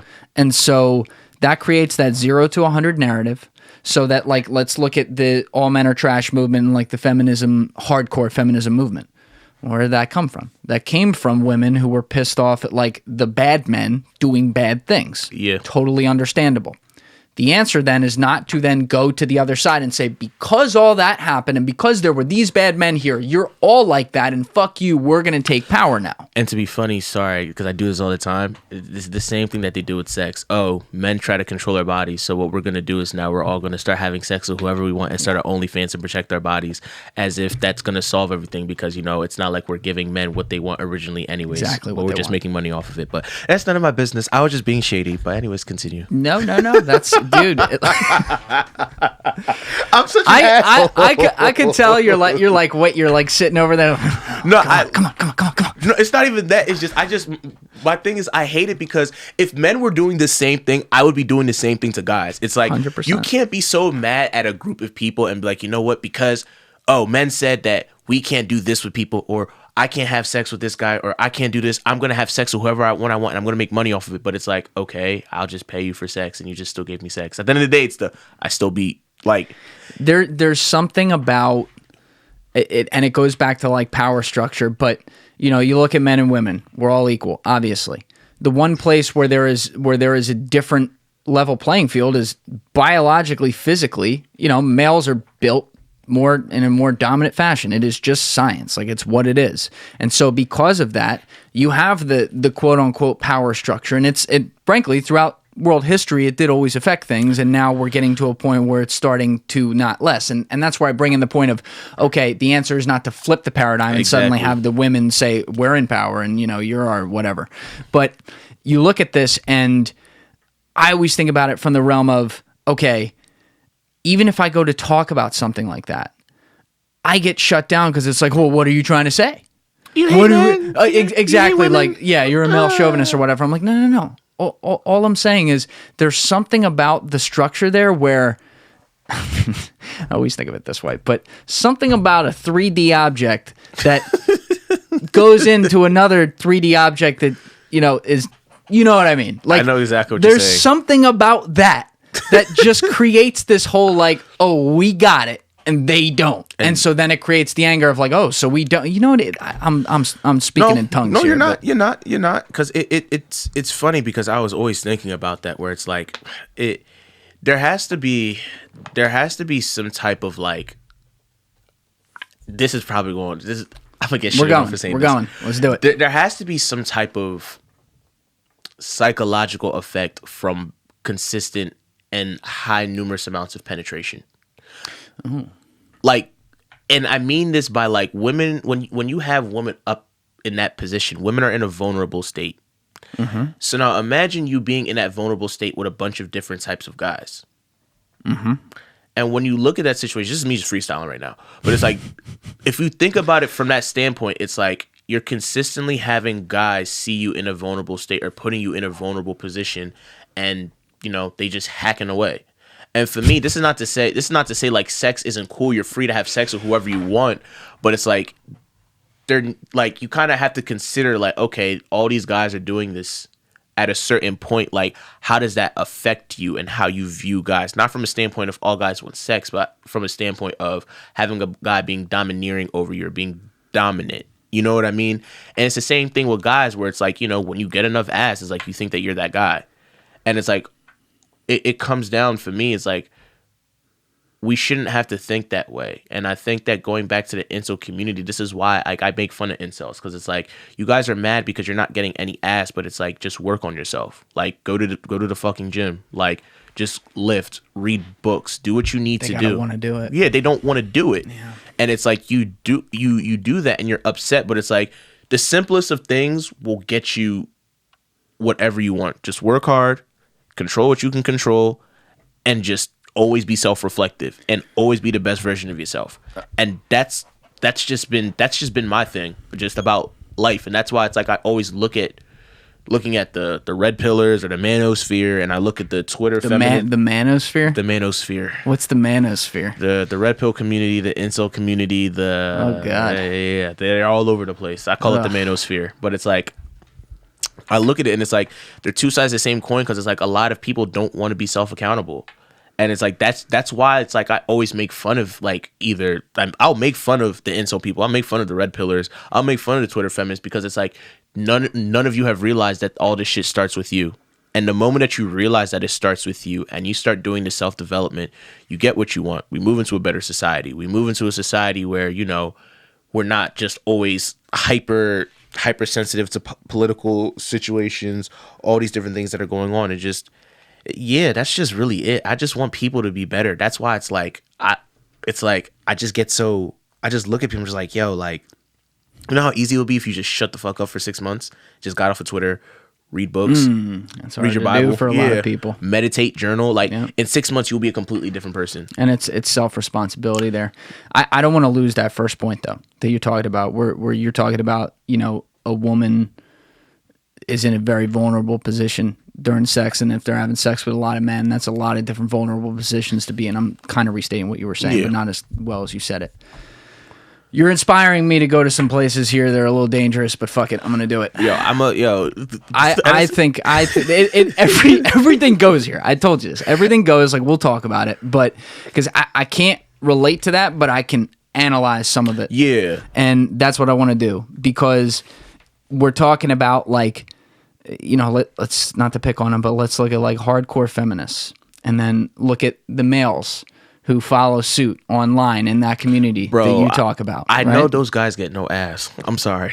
That is what I want to get to. They get no ass. Because I'm going to focus on heterosexual women right now. Mm-hmm. And this is a crude way of putting it, but correct me if I'm wrong, ladies. If you are a female in bed, or going to bed with a male, do you want to control him the whole time? Have complete control and power the fuck out of him. No, you do not. This is what you want to do No, today. you do not. Oh, I didn't want to go You want here. a man. Yeah, honestly, and I mean this, and I'll say this in both directions for the genders, but both of you, in a different way, the male and the female, want to get fucked. And you want to get fucked because there's a certain role for those things to actually have in that situation. Yep. And so when you are a feminist out there screaming like, oh, we want women's power, we basically want to make up for everything that's been done wrong to us by bad men over time, and in some cases, like, you're absolutely right about that, and you should want to make up for it, but not by going the opposite way I talk about, because then you create these women who say, yeah, no, totally, women's power, whatever, and you know what they don't do? They don't fuck you in bed, because they're a child. There's somebody who is so uncomfortable in their own skin as a man that they can't come out and say, like, hey, you know what? There's a line with some stuff. I'm not going to go attack my own to fucking sound good to you, because at the end of the day, you're not going to respect me for that, because you're going to look at me as a bitch. And they should, by the way. They should. And I think I didn't want to go here today. But yeah, that. So, Jesus. Deep breath. When my friends watch this and they're like, oh gosh, Tobi hates women. Nah. That's not, and let me hedge, because it's qualify, because it is my podcast, and I'm gonna qualify for you too, because you're on it. But that's anything we're talking about here. This is a very obvious world. Everyone should have the same right to go after whatever the fuck they want, regardless of their race, gender, whatever, religious background, whatever. All we're trying to talk about is where the skews happen. So where the manosphere, as you said, tries to say all this bullshit, and where the feminist sphere tries to say all this bullshit. I'm not going to get with either of them. I think they're fucking crazy. So I'm going to call them crazy. And I'm going to talk about it in a way where I have to define some things that are some biological tendencies of us. So if I have to sit out here and say, yes, like women enjoy being fucked by a fucking masculine man, I don't think I'm going out on a limb saying that. I think that's pretty much a fact. You're not going out on a limb saying that. It's just a reality of the situation. I think that most guys don't know what it takes to be that, and I think that that's part of the biggest problem with and this is where I can agree. This is where my problem is with feminists and a lot of women now. The groupthink women that follow the feminists. A lot of women, I'll be honest, a lot of women want traditional men, but they want to pick and choose when they want to have the traditional man. It's the same thing. Explain that. Yeah. It's on both sides. Both men and women want the traditional male female, but they only want to pick and choose when they want it. Guys nowadays, guys want the woman that'll stay home, raise the kids, and fuck you whenever you want, but they don't want to put in the work to sit here and have a woman stay home. They would rather say, oh, I want the sex whenever I want, but hey, babe, let's go 50-50 on bills. This is important. This is important, man. And you have to have the energy when you come back from work. Let's say if you work in a health field, you work a 7P to 7A. Right before I wake up, oh, I want to take you to Pound Town, and then I'm going to work. And then she's supposed to be okay with that. Yeah. Women want the man to pay all the bills, but they don't want to sit here and learn. We're going to go here too, from a religious standpoint, learn how to understand that, okay, a guy has his certain role in the house and there's a certain need for a guy in the house. And I need a man to help me raise a family. I need a man to help me take care of the house the way I see fit. It's the same way with a man, where it's like you don't want to see the role that a woman is needed for in the position, more than just sex. It's more than just paying bills. And when people understand that, that's when we can have a better society. But the reality of the situation is that we all just want to pick and choose what traditional roles we want, and we apply them to our house. And it's like the reality is, the biggest reality is that men aren't getting no ass and they're miserable. Women are not getting their bills paid, which makes them upset. They go in there 50-50. They thought a man was going to be masculine, but none of y'all know how to do that because everybody thinks they fucking know it all. And then when somebody tries to tell you, like Jerry Seinfeld said, we all have to be politically correct on how we talk to people, and people are just super sensitive. Like, so sensitive, it's man. Like, you guys are like, guys, you guys act like low ass girls. I'm sorry. Women, like, y'all don't have to be, I can do bad all by myself. And that's the reality of the situation. And I don't think people look at it like that. And I think that's where, like, even a girl that, like, I'm on and off with right now, like, that's where sometimes she doesn't understand where I come from. Because it's like, I'm not mad at women because women want things. I'm mad because a lot of times both men and women want things, but they're not working to get it. Like, if you're not talking. Yeah, like, if you're a guy, because I feel like I've been shitting on women a lot. I'm going to shit on guys now. Guys, if you want sex whenever you want from a girl, put in the work. Don't think that because all these girls saying that they love dad bods, all this shit, that means it's going to work. No, they want a guy who's in shape. They want a guy who's fit, that can work, that can take care of the goddamn house. Like, there's no reason why your girlfriend's car breaks down or her tire pops and you can't fix it. There's no reason why you can't at least learn how to change your oil. Even if you fuck it up, at least you learned. Me, I can fix my brakes on my car. I can change my oil. I can change a tire. Like, my girl was all the way like 40 minutes away from me. I was like, yo, I'm coming to fix your tire. Fix your tire in 15 minutes. It doesn't take that long. But most of these guys and you're saying, I just want to make sure too. Yeah. You're saying it's okay because that's like those types of stereotypes are viewed as more likely for the male to be interested into it and take care of it, and it's perfectly fine for that to continue to be the case because it's not sexism or anything. Yeah, it's not sexism. Yeah. Like, it's like, I don't expect a girl. I'm not saying a girl can't, but I don't expect a woman to fix my car because she's not interested in that. Most women aren't interested in that. Like, when we even look at jobs, women are not interested in high industrial jobs because they're dangerous. Women value family time. There was an article about it was man. Actually, I don't even remember if I can find it, but basically, in short, both men and women went to the same job. It was a working job. I forgot what it was, and basically, the statistics showed that the woman took more time off than the men. And the reality of the situation did that have to do with like parental leave, like maternity leave? Yes. Okay. Which makes sense. Yeah, they took off maternity leave. Some of them just took off just to take off, and they worked less than the men did. because they valued family. Most of the people that worked in that environment, they valued family. They valued, off time, personal time. The men were just working. They naturally worked more hours in that industrial area.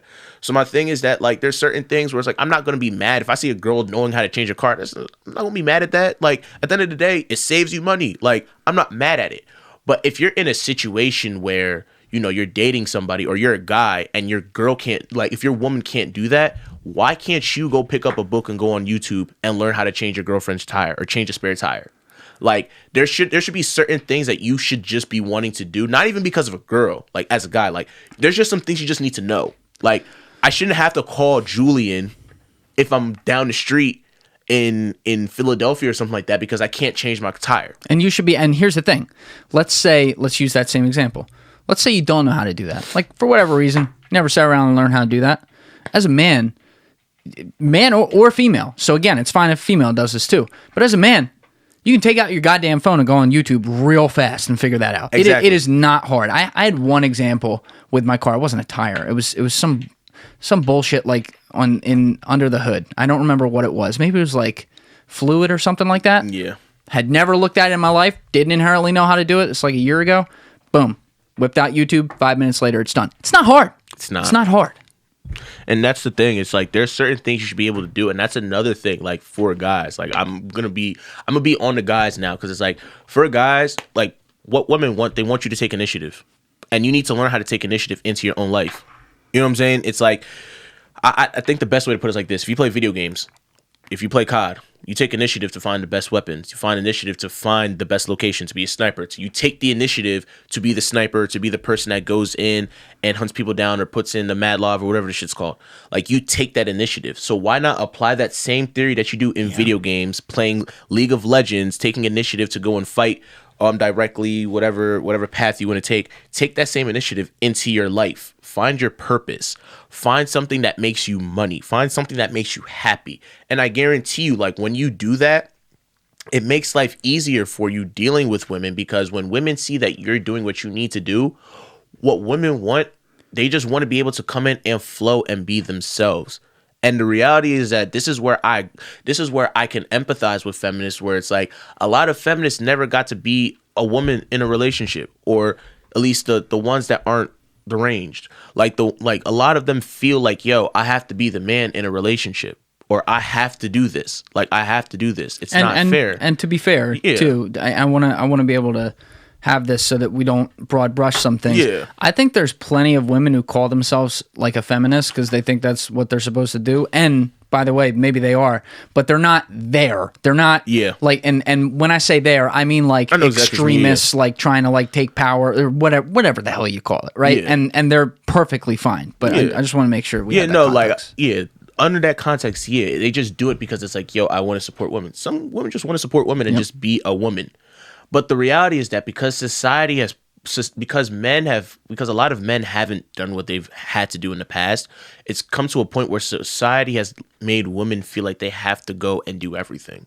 Yeah. And because of that, you now go back to groupthink, where women do feel like they have to do everything. And they have to support women. And how do you support women? By doing everything, because you want to be just like your girlfriends. You want to be just like your girlfriends that are doing all this, living by herself, doing all these different things. And that's just how we have to look at it. It's like, for guys, it's like we just have to be on our shit. And it's like, that's just the biggest thing. And it's like, when you take initiative and you start doing things that you need to do as a guy, it's like other things become easy. Like, your woman is not going to argue with you if you're going out chasing money and you're working harder than her, so she don't got to work. She'll never be mad at you for that. Yep. Like, she'll never be mad. Your kids may not understand at first, but after a while, if you go down and you talk to them, learn to have a relationship with the next generation of men, they're not going to be mad at you for it. You know? And it's like, I think that's the biggest thing with guys. Like, I would always want to challenge guys and tell them, like, yo, like, you need to learn how to be expressive, learn how to express yourself, because that's super important. You also need to learn how to be a guy, like do things like take initiative, do things, just learn how to do shit. Like it don't make sense. It's like, and you're by the way, and I like this too. You are at face value of what you're saying based on what society tells us. You're speaking out of both sides of your mouth on this, but you're right. At least I agree. I think you're right. Yeah. And what I mean by that is you say on the one hand, men need to be more comfortable with like expressing themselves and whatever. And also men need to be able to go do the regular men shit, and they need to know how to do that shit and hold it down. Yeah, because fair? Yeah. Okay. The reason I am bringing that up is because on the one hand, with more expressiveness, which I agree with, you're taking more of a modern day stance of like, oh, these are like things that maybe the feminists would say about men. Oh, you need to be more expressive, stuff like that. And then on the other hand, you're taking the old school stance of like, yo, men do this shit. You know what I mean? Yeah. So it's like there are different factions that could pull what you're saying and pull those two separate things in the different directions. And I think what you're pointing out, and what I like to point out on this podcast, is that you are creating the new, better, best form of man based on the information we have now in society. And you are truly taking the middle ground with that, basically saying like, hey, we're going to keep the things that did make us great as men, right? We don't want to get rid of those. Yeah. And we're also going to add the things that made us lack as men. Yeah. And you're also, by the way, when you're saying expression, it goes back to your communication point with how relationships, fall down over time, or, men and women can't figure out how to live under the same roof together. Yeah. It's because they're not talking. And so men have to be able to express, and it works both ways too. The women have to understand how the man is best going to express. And that's just really what it is. It's like, I just think that like, that's really, it's just communicate. Because for me, I grew up in Nigeria. Well, I didn't grow up in Nigeria. I'm lying. My family's from Nigeria. I grew up in a Nigerian household. And for me, one of the things that I've always noticed is that in Nigerian households, we have a very, very traditional household. And where the problem has come from is that the firstborn always suffers the most. I was the firstborn. I suffered just from a standpoint. I'm not saying my dad didn't talk, but it was more so of like my dad wasn't the one who took care of the kids. He was just I go work and everything else will be okay. And the reality of the situation is that how that affects people is that as a guy, you want to be able to learn how to be vulnerable because that's good for your son or your kids.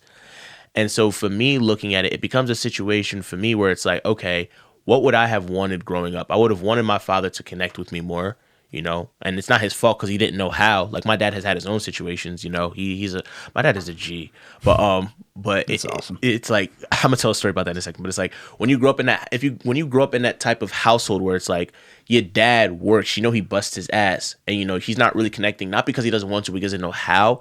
It becomes a situation where it's like, you would want that for your kids. You don't want to have the overbearing mother, the one who has to do all these different things. Like, for example, like my grandfather, and I was going to talk about this. We're going to talk about religion and politics too, because I wanted to get into that. But like, dude, you go wherever the fuck you want to go. Okay, so like I do not care. Okay, so like my grandpa, most people, I'm revealing this for the first time to a lot of people who don't really know me. My grandpa had 3 wives in Nigeria.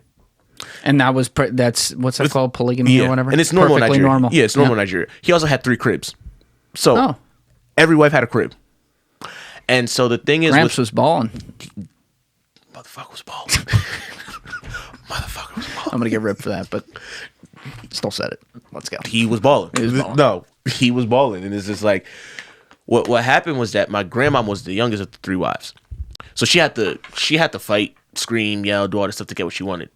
As a result, my mom kind of took place of that, and she did a lot of things that it's like, okay, like you don't have to do that.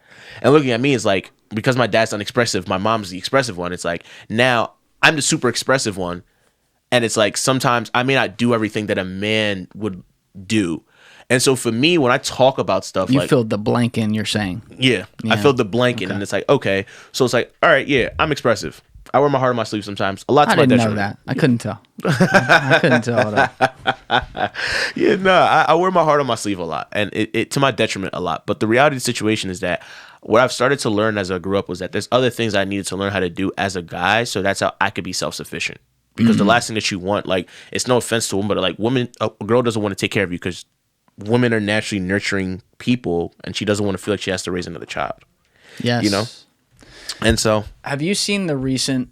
I mean, I love thinking about this stuff. I have never Googled for a study on this, but I'm gonna have to do that now that I'm bringing it up. But there's been a recent trend. I'd say like you probably say over the last 3-4 years, even, and who knows, maybe it's longer. I don't know, but where women are very into guys with dad bods. Shit is so weird, bro. Okay, it's not weird to me, and I'll tell you why. Why? I mean, it's totally weird to me, but it's not unexpected, I should say, to me. I fully understand it. My theory is that women of this generation, so the Gen Z, millennial-ish kind of line, right? They are looking for a man, and they can't find many of them. And so what do? They think about their dads who have those masculine qualities. They were still their dads, chances are, if they were children of the late 60s, 70s, and early 80s, they're still getting underneath the car and fixing the oil and everything. Yeah. They're still, rolling their sleeves up and fixing the pipes. They're still doing the funny, dadisms when he goes out to dinner and he's going to say the exact same thing that you can predict from a mile away to the waitress. They're doing all these things that the man supposedly is supposed to do over time. And so now these girls, everyone jokes, man marries his mom, girl marries their dad. These girls are literally now hoping that if they find something who physically looks like their dad, maybe that'll actually be a man in the realm of their dad. Just the basic masculine traits. That's my little theory. And that's what I want to know, if I'm totally on base there or totally off base, in your opinion. That's an interesting thought. I never thought about that. I never thought about it like that. Seen a lot of guys with six packs who won't get underneath the car. That's all I'm saying. I don't know why. This shit is weird. It's not a difficult thing to do. No. It's once you know where everything is, for me, my philosophy is this. My boundary is I don't touch engines. You'll never see me touch an engine. I'll put in the coolant. I'll put in the... Yeah, that was an extreme example. Yeah, I know what you're saying, but it's just for me, I'll never do that. But it's I would never touch an engine. I'll change the battery. I can change certain things in the car. I could put in new oil. I can change oil, stuff like that. Never, ever try to work on the engine. I'll never do it because I'm not an engineer. Yeah, or I'm not a mechanic. That's the next level. Yeah. But stuff that I could do, just do it. And it's I get where you're coming from. I think that's an interesting theory. Who would have thought? Right? That's a good one. Everything ties back together. Even if they don't know why they're doing it, and that could be males or females depending on the psychological situation. In this case, I'm talking about females, thinking about men. There's a reason behind your eye wanting something. And so when you are looking around at society and now and again, I don't think it's intentional. Do I think that a hardcore feminist who's out there screaming men are trash doesn't still in the back of their mind subconsciously want a man in that case if they're a heterosexual feminist in that way? Absolutely. I think she does. But what she doesn't realize is that she's creating this platform that then everyone has to agree with online, right? Because you can't shut that down. Damn Skippy. That is now potentially ruining the type of man you want. Yep. And stripping away from that platform. And that's where I draw the line. That's where I'm like, okay, that's when you know you're going too far with stuff. So the answer, again, the answer is not to be like, oh, let's go back to the old way of doing things. That's ridiculous. But the answer is to go where you want to go, which is, okay, let's what's the Bruce Lee line? Let's take what's good, let's discard what's bad, let's move forward. And that's just what it is. That's just been my biggest thing. It's I guess I'm not big communicate. People don't ask me questions the way that you're asking me questions, so we don't, I never get to flush it out. But it's my biggest thing is that both men and women have their equal share of problems. I understand men as a guy. I understand how bad we can get. We're the fucking reason why a lot of the world wars have happened. Our egos... Pretty much. Yeah, our egos have fucked shit up at the end of the day. Yeah. But at the same time, it's a lot of times women have been in the background in some way, shape, or form because of that. But nobody discusses that. The Trojan War? Yeah, the Trojan War. Trojan War. Yeah. Yeah. It's just we look at things like that and it's okay, we understand. Guys have egos. We understand. Women, we understand that to an extent, women have been put in situations where they have not given opportunities to be themselves. And we have to understand that we can't just sit here and shit on each other. That's just the reality of the situation. We shit on politicians, but we can't. Yeah. But yeah. Yeah. The shitting on everything is something I always say I got to check myself on too, because it's very easy to become cynical about all this stuff. We're right now really focusing on male and female gender relationships. And you just pointed out the politician stuff. I'll admit, with politicians, I'm extremely cynical. You're more likely to hear me shit on somebody, much more likely, probably 90-something% of the time, rather than say oh, that was okay, or it's whatever. Where I think that we need to turn inward as a society here is finding a new balance between criticism and progress, which it's a little bit of a complicated way of putting it, but like, let's take media, for example, right? The whole point of the press since, whatever, the 1500s is to have a check of balance on power, right? So you have, in a country, the emperor or whatever, press, if they have free speech, which other places didn't, let's just say they did, they can check what they're trying to do. So here with the president or Congress, the press can check that. And so I love that. Where it goes too far is when we start to just try to check everything for the sheer basis of checking everything. And add another layer below that. What is the press? The media. It's a business, which perfectly fine. Everyone's got to make money. You can't do shit for free. I understand that. Yeah. But you are incentivized to check things more because we, the people, everyone, we are more, regardless of what we think politically or socially or whatever, we are more likely to engage with things that go again, that basically say fuck the status quo than we are to say, hey, so here's the report on the status quo today. Yeah, I think that I think that's a good point. I think where my problem comes in with media particularly is just that it's not. I don't think there's a check and balances anymore. It's just major media outlets want to be right. They want the most traction and they want the most money. And it's just like, my thing is, what happens with that is people are not, how do I say this? You want a steady flow. You don't want a tidal wave of people. Because what normally happens is that tidal waves are not consistent. When you have a steady flow, of individuals that come into your platform, reading the news, they come every, like a BBC, for example. Oh, you get what I'm saying? Now, okay. Yeah. Now the plane landed. Yeah, sorry. No, so it's like, you don't want, like, we'll use this for example. When Kobe Bryant died, everybody went to TMZ. Like, I hate TMZ because TMZ wants to be first before they're being right. And what's getting nasty is that the way that they're getting their information to be first and right is making me sick. And that's the problem. It's like, you're first and you're right. But it's like, at the end of the day, I can never trust a TMZ for me to go say, hey, I want to go learn about fucking what Donald Trump did today, hypothetically speaking. Like, I'm not going to go to TMZ. I'm going to go to BBC. I'm going to go to The Economist.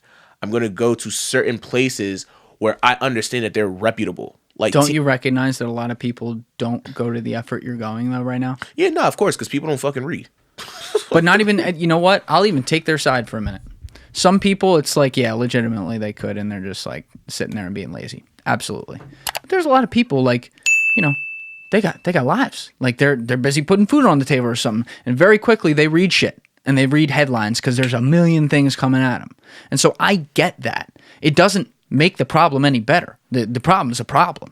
But there's this thing where it's like we just assume everyone just wants to be not informed or wants to not go out of their way to do something, and sometimes it's just like, yo, people are busy about going about life. Yeah, people can be busy going about life, but then what ends up happening is that you end up going into a situation and you assume that that's the right information.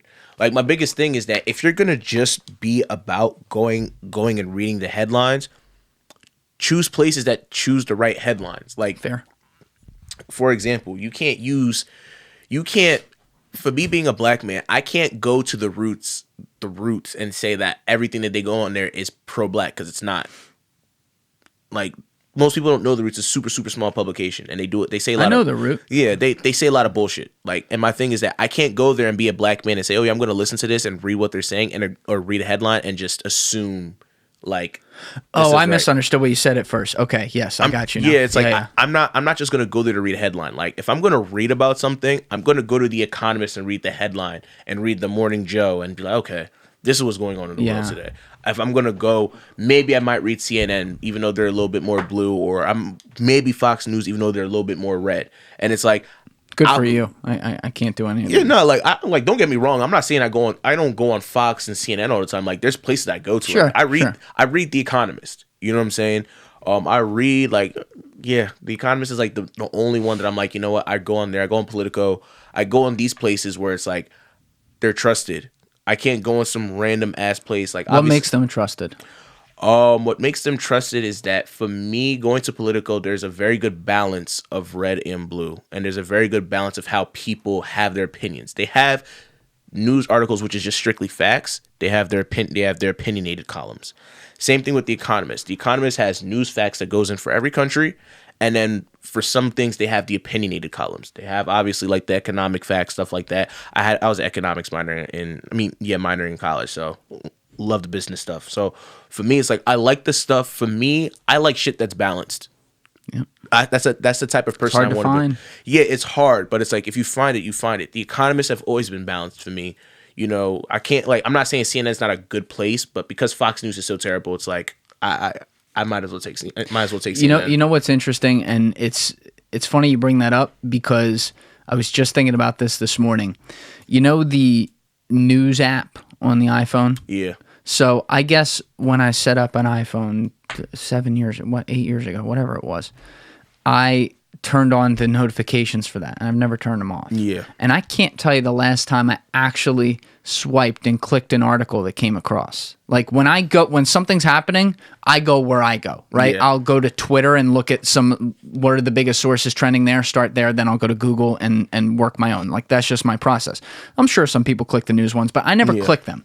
That said, for whatever reason, the iPhone still continues to send me push button notifications of every single thing every day. Yeah. And they are only from two places. I mean, I'm sure there's been one or two examples of another place, but it is always either CNN or Fox News. Yeah. And sometimes now I will screenshot it because one will come in before the other, and I'm like, oh, here comes the headline from the other one, and it's going to be the fucking opposite. And it's like, or like totally different take on the situation. Yeah. And I'm like, and they're also clickbaity because they're headlines. They want people to be able to get the attention. I hate and I'm like, this is what people are listening to. They read this and they go, oh, that must be the news. And that's why it's like, Jesus. That's why I don't want to say this. Well, well, we already here, but we're already here. Dude, that ship sailed a long time ago. That's the part of the reason why I've been so apprehensive about going back into politics. It's like, I don't want to go back and work again for politics because I know that, like, oh, you worked in it. Yeah, I was a didn't know that. Yeah, I was a legislative aide. No kidding. I was a legislative aide in North Jersey. So was that for a member of Congress or a local government? It was local government. It was the assembly. Got it. Okay. Yeah. So I'll be like in the state house like once twice a month. Got it. I was there during voting sessions. They got good food, yo. They got good ass food. That's what you were there for. The first time I went, I'm like, okay, cool. Like, you know, this is real cool. Like, I was there when they voted in the $15 minimum wage bill for Jersey. Like, it was real cool just listening to them talk. Second time I'll come in, they're like, my chief of staff, like, oh yeah, Tobi, there's food in the back. If you want, just let the assembly people get their food first. I came in there, they got fish, they had rice, they had vegetables, they had juice, soda. I'm looking like, damn, this what my tax dollars going to? Shit. Oh my God. If this is the case, I might be here all the time. That's not gonna be my priority there, but I respect it. I'm joking, but it's like, it was like, for so me, you were into it though? Yeah, no, like, don't get me wrong, like, I'm into politics, but where my problem comes in is just like, I just... What year is this, by the way, just for context? Was this 2021? This was like 2018, 2019. Okay. Yeah. So not like a long time ago. So it was like, I don't have like, I've wanted to run for office. Where my problem comes in is that I don't like being restricted. And it's like, depending on how you run, you have to, like, you're restricted to those people. And if, like, you're not necessarily agreeing with those people or agreeing with how they're trying to move, you're kind of stuck a little bit. So like my assemblyman that I worked for, he came in through education. To keep it real. Actually, I don't give a shit no more. I don't give a shit no more. He was a professor. He was a professor. Are you allowed to say who it was? I mean, I can't actually, you know. Yeah. Let's give the people the transparency. Yeah, I'll be a little transparent. I worked for Assemblyman Andrew Zwicker. Andrew Zwicker. I remember seeing those little signs up there. Yeah, That's where I lived. Oh, really? So, yeah. Oh, awesome. Yeah. Oh, awesome. Yeah, I lived up there for 5 years. Just during Corona, I came back down here. Oh, that's awesome. I'll be back up there though. Yeah, no, he was the scientist. He was the scientist professor guy. So scientist professor guy. He was a professor at Princeton. He works at Princeton Plasma Lab now. He's an assemblyman. So yeah, he's stupid. Yeah, basically. He didn't know anything. Yeah, completely. Yeah, we're kidding, people. Yeah, we're really kidding. Don't go and send this to him. Yes. And the next thing you know, I don't want a phone call, please. But seriously. Okay. But yeah, I worked for him, and it was real cool. It was real interesting. I'm just apprehensive about it, just because it's like, I'm not saying he disagreed with anything like the education. I'm just saying like he came in through education because he was a teacher. And so now let's say for me, if I wanted to come in through education, I don't agree with some of the things they're doing at a certain point. It's like I'm not saying my loyalties to them, but it's like I have to appease them because they got me into where I'm at. What was the word you used earlier? My favorite word. I'll tell it to you because you used a lot of words. I'm sorry. I did. It's groupthink. Groupthink, yeah. And it's funny because I hear you say that, and before you even said I'm apprehensive about doing it, and gave the reason why, which was because I don't appeal to any one thing. I knew that was the answer because I cannot figure out where the fuck you stand because you're all over the place, and and you're now probably the fifth or sixth person I've had in here like that, which I love because I'm all over the place too, and I look at this and I go, this could be the next generation of problem solvers, though, that actually overtake this bullshit system we have, because we have what you're saying without saying it. And I think you do mean to say this, but correct me if I'm wrong. Seriously, anytime I say something that's like, no, you're wrong, just tell me. But what you're saying is that these two parties on these millions of issues we have, I mean, they're in the millions, right? There is one, it is A or B or A, right? And if you are on team A or team B, and we're talking about Democrats or Republicans, you must appeal to everything they have there. And if you actually do disagree with something, shut the fuck up and don't say it out loud, because they will not accept that, and they will then all virtue signal each other to each other's parties by saying like, oh, you're an outlier, fuck you, and they will kick you out of their little groupthink society. And this is my problem with politics, because this is a ridiculous assertion in a world with as much access to information and resources as we now have. That's why I gave up on AOC. You started on AOC? I was cool with. I liked her at first, but interesting. I liked her not because of the fact that she was 100% right, but I liked her because she seemed relatable. And then I realized then she voted for Nancy Pelosi. Then I realized, okay, now she's being a politician. And it's like, then I heard her talking about like the cages and ICE and stuff like that. And I like my biggest problem with Dems is like the Senate Dems are really conservative, and people don't really talk about that. The House Dems are a lot more liberal, and that's where they make all the noise, and that's where all the people talk. But then it's like it gets to the Senate, and it's like, because they're super conservative, it's almost like, damn, it's like they only do stuff because, you know, the House Dems have made so much noise. If the House Dems didn't really talk the way that they did, I guarantee you that you wouldn't be able to tell the difference between House Dems and the whole Republican Party. And my biggest thing... Well, can I ask you this real fast? Yeah, sure. So when you look at the Republican Party, I'm trying to get like a straw poll on this for what people think, because now, you know, we're like 4 months into Biden, which more importantly, 4 months post-Trump, right? And hopefully that's the last we've heard of him. I think that would be beneficial for everyone. But anyway, we're past that era where, you know, he's the top of the Republican Party. So when people think Republican, they think Trump. Do you think that party is still that way and is going to be that way moving forward, whatever that is? Meaning it's like defined under Trumpism.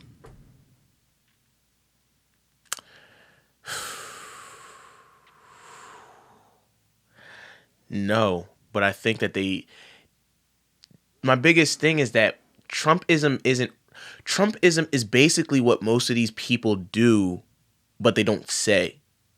Like, Jesus, oh gosh, let me put this down. People about to start hating me on this one. So here's my thing. I'm gonna make a reel after this of all the times you had to like lean around. Yeah. Go, oh, fuck, are we really doing? There's gonna be like 2 minutes of you doing that, and I'm be like, tune in. That's the episode. No, honestly, but yeah, nah. So it's like, so here's the thing, right?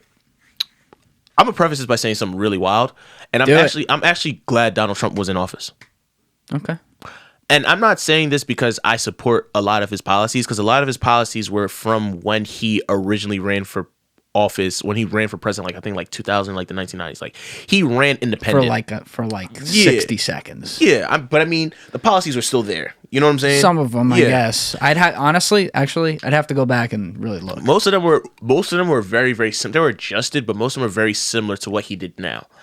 So it's like, for me, it's like looking at Trump, I'm glad he was in office.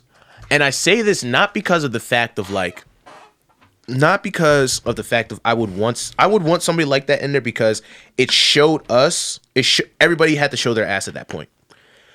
Had to what? Show their ass. What do you mean by that? Reveal who they really are. Oh, okay.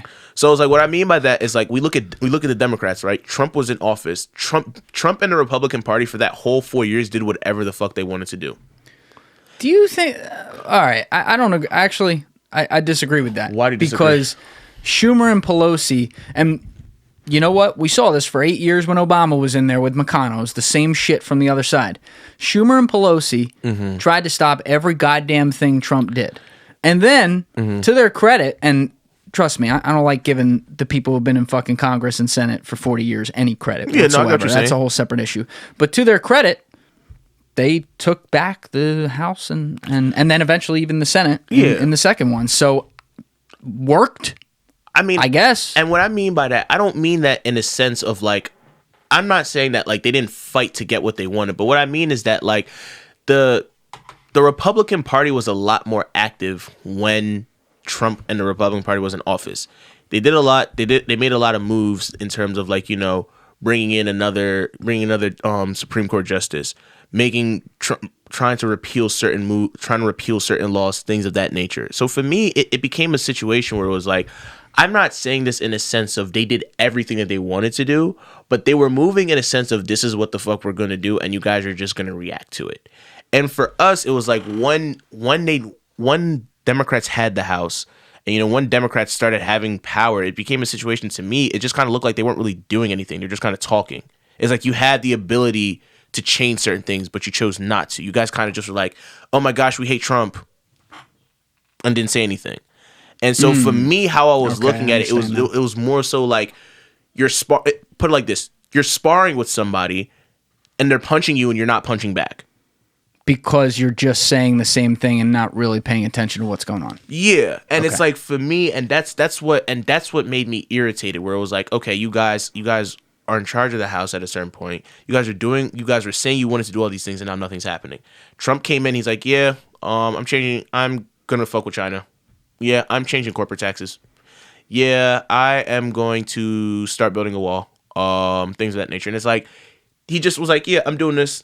It's whatever. And then was, you can't do this. Trump is the evil. Democrats didn't let him do some of that stuff. No, I'm saying that they didn't let him do some of that stuff. Don't get me wrong, but I'm saying this in a sense of like there was a lot more talking than action, if that makes sense. I don't know if I'm making sense on this one. You're making sense. I don't agree with all of it because I think they did. Look, if we're looking at it as the objective was to obstruct Trump, I think they obstructed him well, especially by the end. Okay. Now, look. That makes sense, yeah. Now, here's the thing about Trump, and this is what always blew my mind about the Democrats and stuff, because I really believe that if COVID hadn't happened, Trump would have won that election by a landslide. Oh my God, it would have been, and it would end like, let's say it wasn't even Joe Biden, right? It was someone else, like some sort of better candidate, by a landslide. He'd have won that, but he still was in the running after blowing a lot of stuff there and a bad response and all that. Because what I couldn't understand is that why the Democrats didn't realize that you just had to let him talk.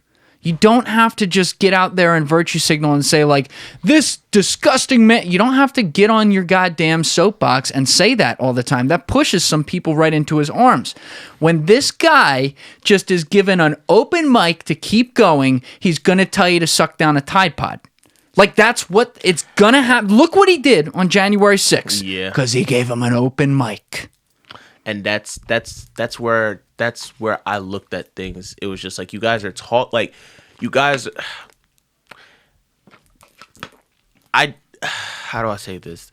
My biggest problem with it was I was just upset because the Democrats showed their ass, just in the sense of, it just seemed like you guys were really more so trying to just beat Trump than win a presidency and win and help a country.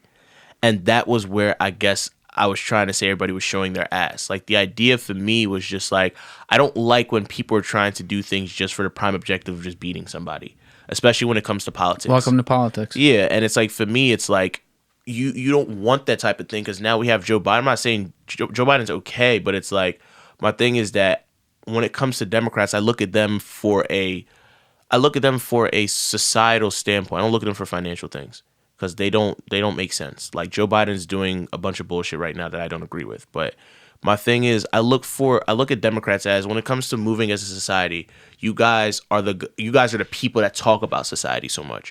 But on the background, you guys really haven't done anything, and I want to see more action. Like virtue signaling, basically. Yeah. And that's just my biggest thing. It's just like with Democrats, I would appreciate, as a black man, I would like to see more action being done, not just for black people, just for society in general, where people can actually function together.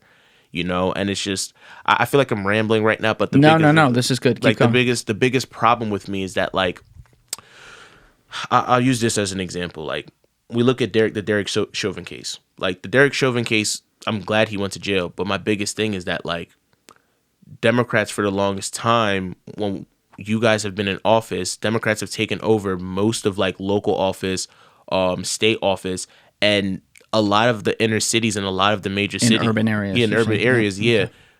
Whether it's black or white, the society isn't good. People die left and right. Crime is high left and right.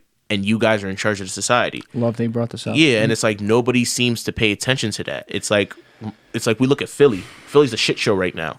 But everybody's a Dem in office. And here's and this is where I get in trouble, because this is where I stick my hand on the middle of the pulse and call it out, and everyone gets pissed at me, but fuck it. That's the best example, or one of the best examples there is, where you bring up the fact that a lot of pretty much all the urban areas in the United States of America have been run by Democrats for 60, 70 years, whatever it is, and we have the same fucking problems in many of the places, and a lack of improvement. Where that leads a lot of people, like the right side will then use that argument and say, see, they have no idea what they're doing, so you're stupid and you have to vote for us. Yeah. And that's where I have the problem. Exactly. Because I go, okay, I agree. I haven't seen a good city politician in a long time. I'm sure there's been one. Haven't seen one in a long time. But that doesn't mean that the answer is the opposite end.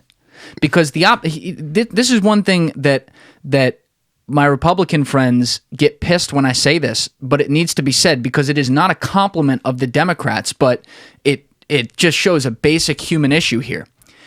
At least the Democrats take the time to go pander and lie to the faces of the people in the fucking cities.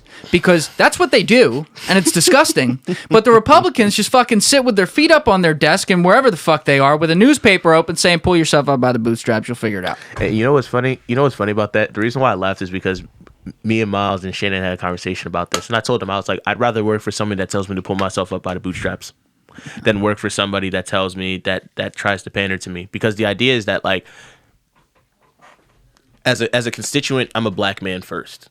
And for me, as a black man, I've been given so many promises. I've been promised 40 acres and a mule. Y'all barely gave us that. I've been promised equality. I've been promised that you guys are gonna sit here and treat us properly. I shouldn't be laughing at that, but no, the way you said that was fucking funny. I mean, it's true. It's like you guys promised us all these different things, and what has really happened from the Democrats in our society? Like, you guys really haven't done anything for black people. It's like a prime example is, I don't know if you know him, but like I was listening to an interview in the Breakfast Club with Dr. Umar Johnson, and he brought up. I don't know him. He's a Pan-Africanist. What's a Pan-Africanist? I guess the best way to put it is that Pan-Africanists believe in the true Pan-Africanists. Think of Marcus Garvey. Oh, Marcus Garvey wanted everyone to go back to Africa, right? Yeah, and yeah. So that's what this guy wants. Essentially, in a sense, yeah. I'm broad stroking it right now. I feel like that's like reverse racism. I don't know if that's a term. No. Well, reverse racism is like, I don't even know if that's real, but I get what you're saying. I'm getting above my pay grade right now. But, no, I get what you're saying. But you know what I mean? Like, it's almost like, yo, you know what? It gives off the vibe like, yeah, we'll go back to right where we came from because we're not good enough. Like, it seems stupid and counterintuitive to me. It's not counterintuitive. I put it like this. We took a very, very sharp turn in politics here, but I'll put it like this. The biggest thing is how I look at it is more so about leverage, right? When we look at how the world has come about, like, in most cases, everybody's come from Africa. But the idea is that most of the people that are direct descendants from Africa have been disadvantaged in every way, shape, or form. Agreed. And we came here, right? We came here. We allowed Europeans to come in, take in African countries, and for the most part, essentially ruin our countries, ruin our nations for in one way, shape, or another. Do you think they fully allowed it though?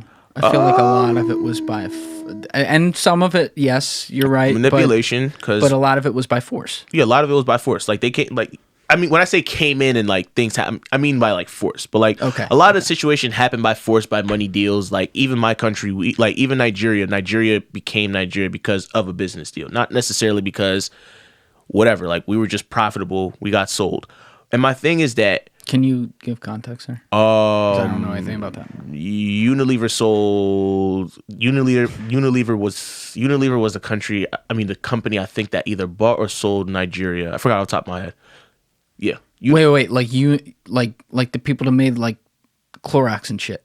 Yes. That company sold a country. Yeah. Keep going. I'll pull it up on Google behind you. Keep talking. Yeah. They had a business transaction, and ideally that's where Nigeria came about. And so for me, we have these different things that have we have all these different things that have happened to Africa as a direct consequence of dealing with the Europeans. And so for me, it's become a situation where it's like, I look at it as instead of us just doing all these business deals with European countries and trying to get aid while we just give them money, why can't we just take everything that we have and make it our own? Instead of us as black people suffering in America right now, we're getting shot by the police. They barely give us a loan. They barely even allow us to be in schools. Why can't we go back and invest our money, the $1 trillion in spending power that we have, into Africa? Because if we do that, it creates the leverage where now if we go home and we stay in that country, we improve that country, we don't necessarily have to stay here. Because the idea is that because a lot of African Americans don't have a lot of places to go, they feel stuck. And the idea is that when you have the ability to leave, when you have the ability to leave a situation, leverage. You have leverage.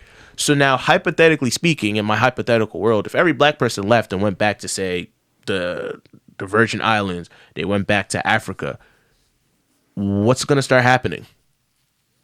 They're going to listen. Because what's more important... People here. Yeah. Okay. Like businesses, politicians, things like that. They're going to listen. Because at the end of the day, we have the money, we have the power, we have the culture. So it's like, if there's no culture, Snapchat, TikTok, all those bullshits are not going to be profitable. We make Twitter profitable. We make sports profitable. So it's like, if we bring that all and make it our own, the leverage is there. And they're going to listen because they want to incentivize doing that. They want to have that incentive. So the biggest thing for me is that, like, going home, it's not counterintuitive. It's just really more so about creating leverage for yourself. That's just how I look at it. Got it. I also want to give context to what you were talking about, yes. and to start that off with the Unilever thing. Yeah. So I'll put this link in the show notes. It's from neverheardof.co. Mm-hmm. So hopefully this is a decent source. We're doing it live, people. So I'm going to skip over. There was basically a disagreement, and this is like not a crazy long time ago either. The end of the 1800s between the king of Nigeria and the British government over some business deal. So the immediate effect, I'm skipping over stuff. The immediate effect of the Brass Oil War was that public opinion in Britain turned against the Total Nigeria Company, which was some sort of company that was like the biggest part of the economy in Nigeria. Yeah. So they revoked the charter in 1899. Following the revoking of its charter, the Total Niger Company sold its holdings to the British government for £865,000. That amount, which is a lot of fucking money at today's exchange rate, I can't even read what that number is, was effectively the price Britain paid to buy the territory, which was to become known as Nigeria. So that you're saying that when the British government did that, Unilever was involved with them, because it also this is a long article here, but the title of the article is How Unilever Sold Nigeria to the British for 865. Which it says how Unilever, in parentheses, Royal Niger Company. So Unilever was originally the Royal Niger Company. No shit. Yeah. Yeah. Holy fuck. Yeah, and that's like, and think about, that's like 200 years ago. Dude, that's way less than that. It's like 120 years ago. Yeah. Fuck. Yeah. That's what I mean. It's like, yeah. So look, I always try to think of a utopian world, and in one way, you just painted one, which is, let's say we all as black people had the resources, and a lot of us do, in your example, and maybe that's also true, to just use that leverage, get the fuck up and leave and go back and form our own great metropolises right there across all these countries and put all of our trillions of dollars into those economies that then build this whole new universe. What that does is it creates even more tribalism, obviously, because it just separates all of us. This is what I want your response on. My thought is that, like, I've seen the data where, and I don't even know how true some of this is, but it sounds good to me, where they've talked about, like, what year will it be where there will officially not really be a race anymore because we've had enough generation. You know what I mean? Like, the majority of us will look like blank, which is like this new race that's a mix of a whole bunch of things. Look, to me, it's like the faster we get there, the better, because then we can't draw we can't have people who draw lines on the basis of the color of our skin. Then it's like goes out the window. And so when I see an example like this, like, oh, we're going back, that goes in the opposite direction. You know what I mean? It goes in the opposite direction, yes, but because of how society is right now, that's how I based off my theory. This isn't to say that at a point like my theory would be obsolete, because it probably will be, to be honest with you. But the idea is that as African Americans, there needs to be leverage, or just even any race, because it's like the Chinese have leverage. The Chinese are a superpower. Russia's a superpower. Europe, I'm not going to say they're superpower, but they have their own things going on. Sure. You know what I'm saying? And it's like, it just kind of seems like a lot of like the African countries, a lot of the South American countries, a lot of these people don't have the leverage the way America does or Russia or China does. And because they don't have the foundation. They don't have the foundation, but also at the same time, we also have to understand that most of these countries were also they were essentially manipulated, pillaged. Pillaged. Yep. That's a good word. And it's just it becomes one of those things where it's that's what I mean, by the way. Like, they don't have that leverage because generations ago they were put in this cycle. Yeah. And it's like, and that's the biggest thing. It's like, for me, I just want to create a place where it's like everybody has the leverage to be who they need to be. Not necessarily because it's like, not because it's like, fuck white people. It's like, no, it's just the reality situation is that as of how it's presently constructed, white people have leverage, and a lot of the oldest white people in the country seem to have all the money, and most of the largest families still own most of the money. And because of that, we're not going to change, because most of these people have very, very old rooted stereotypical points of view about not just African Americans, but just about people and things in general, how things work. And so we have to change it. And so if you leave and you mess with their money, fucks things up. And I think that's the best way to do it. Like, you always mess with people's money. I always say, it's like, if you want someone to listen, mess with their money. Yeah. And that's just how I look at it. I mean, you're right. But yeah, at a certain point, people are going to end up not having to use race. Race is a construct that was presented based off of the idea of religion, because most people couldn't really identify how. So religion was the basis of how race came about, and they say this because everybody can be a Christian, or everybody can be a Muslim, or everybody can be Jewish, or whatever religion you want to be. They had to identify people somehow, so they used your skin color. Apparently, I haven't read the book yet. I have it in my phone. It's called The Color of Law. No, not Color of Law. I'm lying. That's a completely different book. It is called, give me 1 second, library. The Myth of Race. That's what it's called. Myth of Race.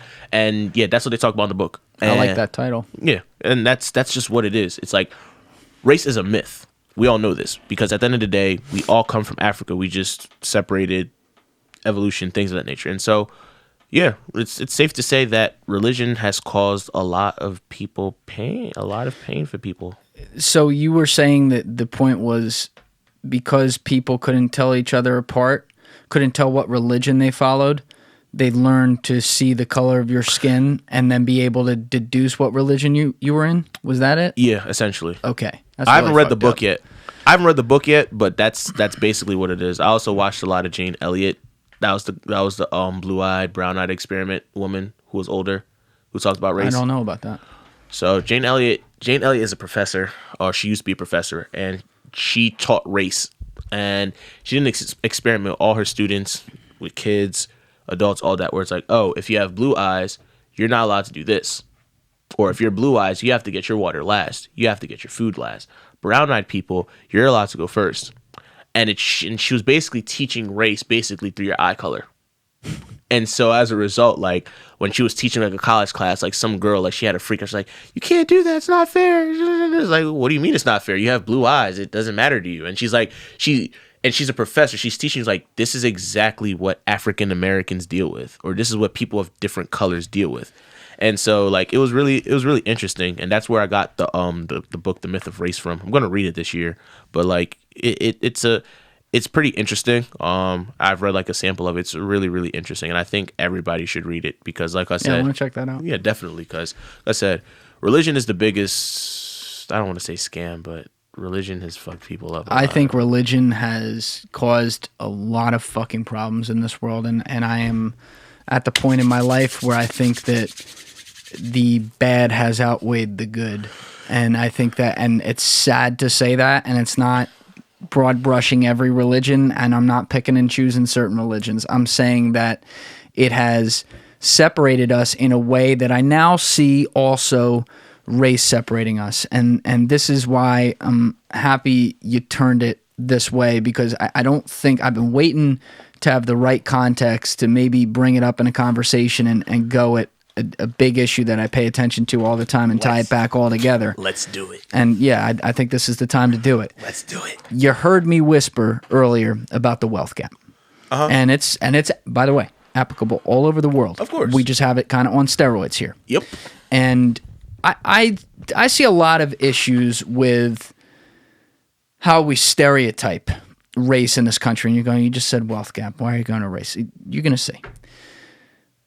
We speak far too simply in a way, as just one of many examples, for example, as to painting a broad brush as if all black people are poor, which could not be further from the truth. It totally delegitimizes the black community, and it delegitimizes star power within it, because it creates this assumption like, oh, no, that's where you are, so we'll help you out because of that. And you can say that that's bullshit, but also still say that, hey, like for example, in our urban communities where there's a lot of black people, there's a lot of Hispanic people. Yeah, those are poor areas that somehow exist in our country that have been put in bad cycles that we got to fix. And so, yes, like we can point out that like those people are more likely to be poor because they live in those areas, right? Yeah. But when you broad brush it and say all of them, it now creates this power structure that should not exist, because the idea that someone who's black and someone who's white have different potential to use their God-given talents to do whatever, that's a construct. Yeah. What's not a construct is where there are some like social cues. I don't think cues is the word. Social traditions or social thoughts that give a better advantage to white people over black people in situations, right? I think the biggest way to put it is just like the people who have money have made it so the people who don't have money can't get the money. Yes. And in most cases, it's been the majority of the time. Majority of the time, it's been the white people. And because the majority of white people have had the money, and, because of whatever reason, whether it be psychological or racist, they have put black people in a position where they can't get the money. When we look at things like redlining, when we look at situations of what's redlining? Redlining is basically a situation where they reconstruct basically reconstruct, how do I say this? I'm like gerrymandering? It's like gerrymandering. Like where they set the new district to be able to vote. Yeah. It's basically gerrymandering, but for housing. Oh, okay. So it's not for all. Okay, got it. So it's certain areas, like Camden stays poor because it's redlined like that. Yes. Okay, I understand now. So it's like when you have those types of situations, those places naturally stay poor. Yes. And so because of that situation, it's a cycle. Yeah, it becomes a cycle. And so it's like if you don't have the money, you don't really get to change things. Like, and that's the biggest thing of why I said it's like the biggest thing is opportunity. When you present people opportunities to do well, and you present people opportunities to get themselves out of situations, and good opportunities, not just shit opportunities, they take it and they run with it. And the idea is that there is a lot of potential. It's just there's no opportunity. Not everybody, like, people don't get it about poor people before we even go to religions. Like, what people don't understand about, like, poor people is that people think that the easiest way to get out of debt or to get out of poverty is to work hard. But it's not just working hard, because you have to work hard. You have to work 40 hours a week minimum for you to make ends meet. That's if you don't even have a family. You work 40 hours a week. And then now if you do have a family, you work 40 to 60 hours a week. You might do something else. So now you have to think about insurance. You have to think about all these different things. You have to think about, what if your kids get sick? Oh, you have to think about, all these different costs and how you're living, where you're living, how you get to places. You can't afford certain things. Like, there's certain luxuries you can't do. Because you're poor, you might just have to take the bus because it's cheaper than buying yourself a car and having to cough up $200 to fix brakes out of your car. You know what I'm saying? And it's like, there's so many different avenues that being poor comes into that people don't really think about. And it's like, when you start to think about this thing, you kind of understand why people stay in the same place that they're at. They don't have the luxury to say, I'm going to buy myself a $5,000 car when I have a family that I have to take care of, so I can drive myself to a 40-minute job that pays better. Some people can't do that. You know what I mean? And you're saying it's basically like they're constantly one step behind and trying not to fall two, so they can't ever get one step ahead in that way. They're in a system where that's basically what it is. So that's capitalism. But I want to tie. Well, that's a conversation we could have too, because, and like, just as a preview on that, my thought is that, and I get in trouble when I say this, but it's how I feel. I can say out of the same mouth that I believe capitalism is the best economic system in the world, but also that it absolutely has flaws, and also that there may be some flaws that aren't correctable, which is problematic. Yeah. What I don't like is when then people, because they get pissed at that system, and righteously so, they then, what did we talk about earlier, like with the Democrat politicians in the cities? So then the argument is that, you must just vote for the other side. Yeah. Same thing here. When you then bring up like socialism to me, socialism is a terrible I'll tell you, idea. You're out of your fucking mind. Right? Socialism is a terrible so idea. It kind of puts me in a dangerous territory, because I don't purely say one thing or the other, and then people are like, where the fuck do you stand on it? That's where I stand. So take that as you will. But anyway, to bring all the race theme and tie it back into the wealth gap, I think that the last decade in particularly has been, like, even the beginning of that decade, so before a Trump or anything like that, has been the ultimate symbol of the wealth gap that grew over, by that point, close to 30 years, and now it's coming up on 40 years or whatever here, where we have seen the anger start to come to the surface. And it's come in a lot of different ways. But obviously 08-09, we had the big financial crisis and recession. Mm-hmm. And not one single banker went to jail for that. Nope. And they got bailed out. And the rich stayed richer. And, let's just call it what it is. Every single president since, World War II, before then, I'm sure, who compiles a lot of their cabinets, regardless of party. A lot of bankers. Yeah, exactly. Right. So that's never changed with anyone. They're all at fault for that. And even though we had that recession, we've now had 3 presidents since then, and we can still say that. So I see these patterns, and I look back in 2010 into 2011. And in 2011, we saw 2 movements, political movements, form at the same time. It was Occupy Wall Street and the Tea Party movement. Mm-hmm. I remember one was left, one was right. Yeah. And I say that in such major air quotes, and I'll explain why in a minute. For the record, I think that both of their ideas inherently don't work. Yeah. I'll stake my reputation that I think they're both wrong. I think there's aspects of what they both say that are probably right? But like, if one side got everything they wanted, we'd have serious fucking problems. That movement was written off as, these urban liberals who are lazy and don't want to get a job, and talking about Occupy Wall Street. And then on the right side with the Tea Party movement, these Midwesterners who are absolutely stupid and have no idea what they're talking about.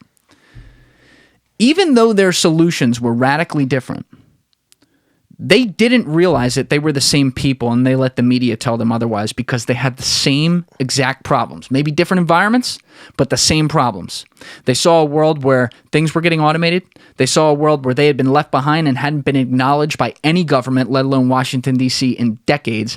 They saw a world where the wealth gap was growing. They saw a world where, to use your words perfectly, which is a powerful few get the money and they hold on to it, and that's just how it stays. Yep. And they saw a world that was completely ignoring them at every single level, and they were screaming out for help. And I'll tell you where their screams went. Their screams went into two individuals, and they were the two people that should have been the candidates in 2016 in the final runoff, in the final election, Democrat versus Republican, and that was Bernie Sanders and Donald Trump. Bernie Sanders and Donald Trump have very little in common besides the fact that they were both born in New York and have a little bit of an issue with China, right? Yeah. That's about where it ends when it comes to their solutions. Exactly. When it comes to them identifying the problems, they were speaking to the same fucking people. And they were answering all those fucking issues from 2011 that then obviously didn't get it. I mean, we had like Mitt Romney running in 2012, who was like a Bain Capital, versus Obama, who's, you know, he's more of an establishment Democrat, like kind of same old in that way, right? So now you had these out there candidates, and Hillary Clinton obviously kind of cheated her way in there with whatever, and then actually lost to Trump. Who knows? Maybe Sanders actually could have won. But everyone then continued to draw the lines farther after that. So then Trump gets in, and we continue. Now it's no longer Occupy and the Tea Party, but we continue to go left versus right and drive this bigger and bigger wedge online. You have to pick your tribe. And you know what? The other side's evil. The other side wants all this shit. The other side's going to ruin America. They're taking away our democracy. They're making us racist. Whatever all the one-liners were. And to me, it is all the powerful people that you speak of, regardless of what race they are, and a lot of them are white, but just keep them as powerful people for a second. Keep race out of it for 1 second, and I'm going to bring it right back to race. They are all controlling these narratives, because whether it be on TV, whether it be on the social platforms, whether it be fucking out in the street with other industries, I don't know. The same people run them, and the same people don't give a fuck about those two factions, and the people who maybe they weren't in the Occupy and Tea Party, but they were pissed off too, and they're in the bottom 99%. The 1% doesn't give a fuck about them. The 1% wants to distract from the fact that they're the 1%, so that all the people don't fucking come back to them and say, fuck you, and rise up against them and stop that system that has had this huge wedge of a wealth gap over 30 or 40 years. So what's the best way to distract those people? You fucking divide them along certain lines and do the most controversial ones. Go to race. Go to something where there's also some truth to it as well. And drive it deeper and deeper and deeper and deeper, and make the bottom 99% fight each other and hate each other, so that they literally cancel each other out and quote unquote in the game of life kill each other off in that way, air quotes, so that you keep staying right there and your wealth gap keeps going exactly in the direction you want it to. I concur. That's it. I got you pulled a moose. You pulled a moose. Moose doesn't have anything. What's pulling a moose? What you just did.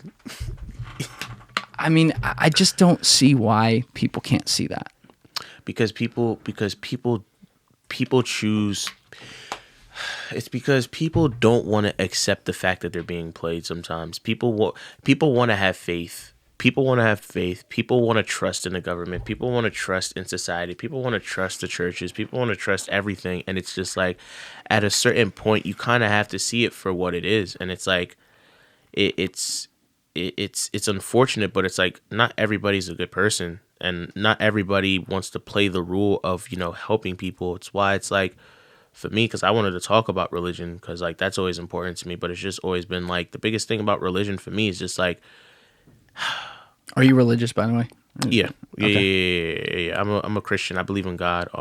Read the Bible for myself. But one of the biggest things I've realized is that the institutions that have been put in place for religion have done a very, very bad job of helping the individual and helping people with their interpersonal relationships.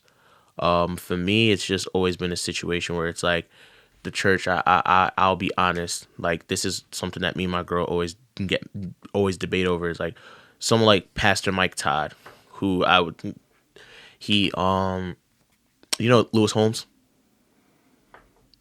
That name sounds familiar, but I don't want to say I do. So think of Mike Todd as like a black Joel Osteen, but talks about relationship all the time. Okay. What was the other guy? Lewis Holmes? Yeah, Lewis Holmes. Okay. He has his own podcast, but he was on it. I just thought you would know him. But like, so Mike Todd, he's a great guy. Don't get me wrong. He's a pastor. He loves God. But my biggest problem is that it has been, what ends up happening is that you sell these people a dream, which is prosperity gospel, of like, okay, I'm going to teach you how to win at life, or I'm going to teach you how to be the best Christian, or what Mike Todd says, I'm going to teach you how to win at relationships. And it's like, you're not really teaching them anything that has to deal with interpersonal skills. We're so focused with religion. We're so focused nowadays on being yourself, or living your truth, or living how you are. But, for my religion, it's just you're not following what the Bible says. Like, for example, like I was listening to one of my mentors. He's a pastor in North Jersey, and he was explaining that, like, in James, he was telling people like, yo, like, you need to be a good Christian, and you need to learn how to forgive, and you need to not be like, you don't need to be angry. Like, don't be angry people. Be a good person. Like, do all these different things. Be a Christian and forgive. We're not forgiving, or we can't cut people off the way that we cut people off. But we do that because we've been taught by a lot of these, let me not say lower level people, but like a lot of these major institutional people that tell us, live your truth. I can do bad on myself. Cut people off if you have to. Like, some people are not going to make it to the top with you. And the idea is that going to religion is that the idea of religion has never really been about living a truth. The idea has always, to me, has been about you creating a sense where a group of people believe in the same sense of morals to help push society forward. But what has happened with religion is that a lot of people who are at the top, who are supposed to be these leaders, take the clout, the money, whatever it is, and they abuse it. And it becomes a problem where it's like you're pushing an agenda rather than pushing what the message is supposed to be.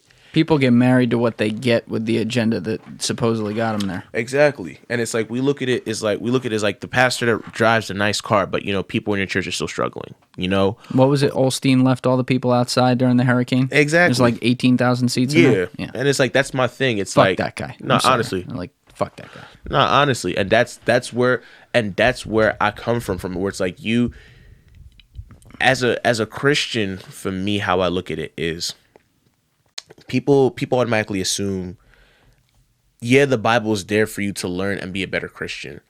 But as you look at the Bible and what it is, because the biggest idea of the Bible is how it's presently constructed, you're supposed to look at it and understand how you can work with God to manifest who he is as a person.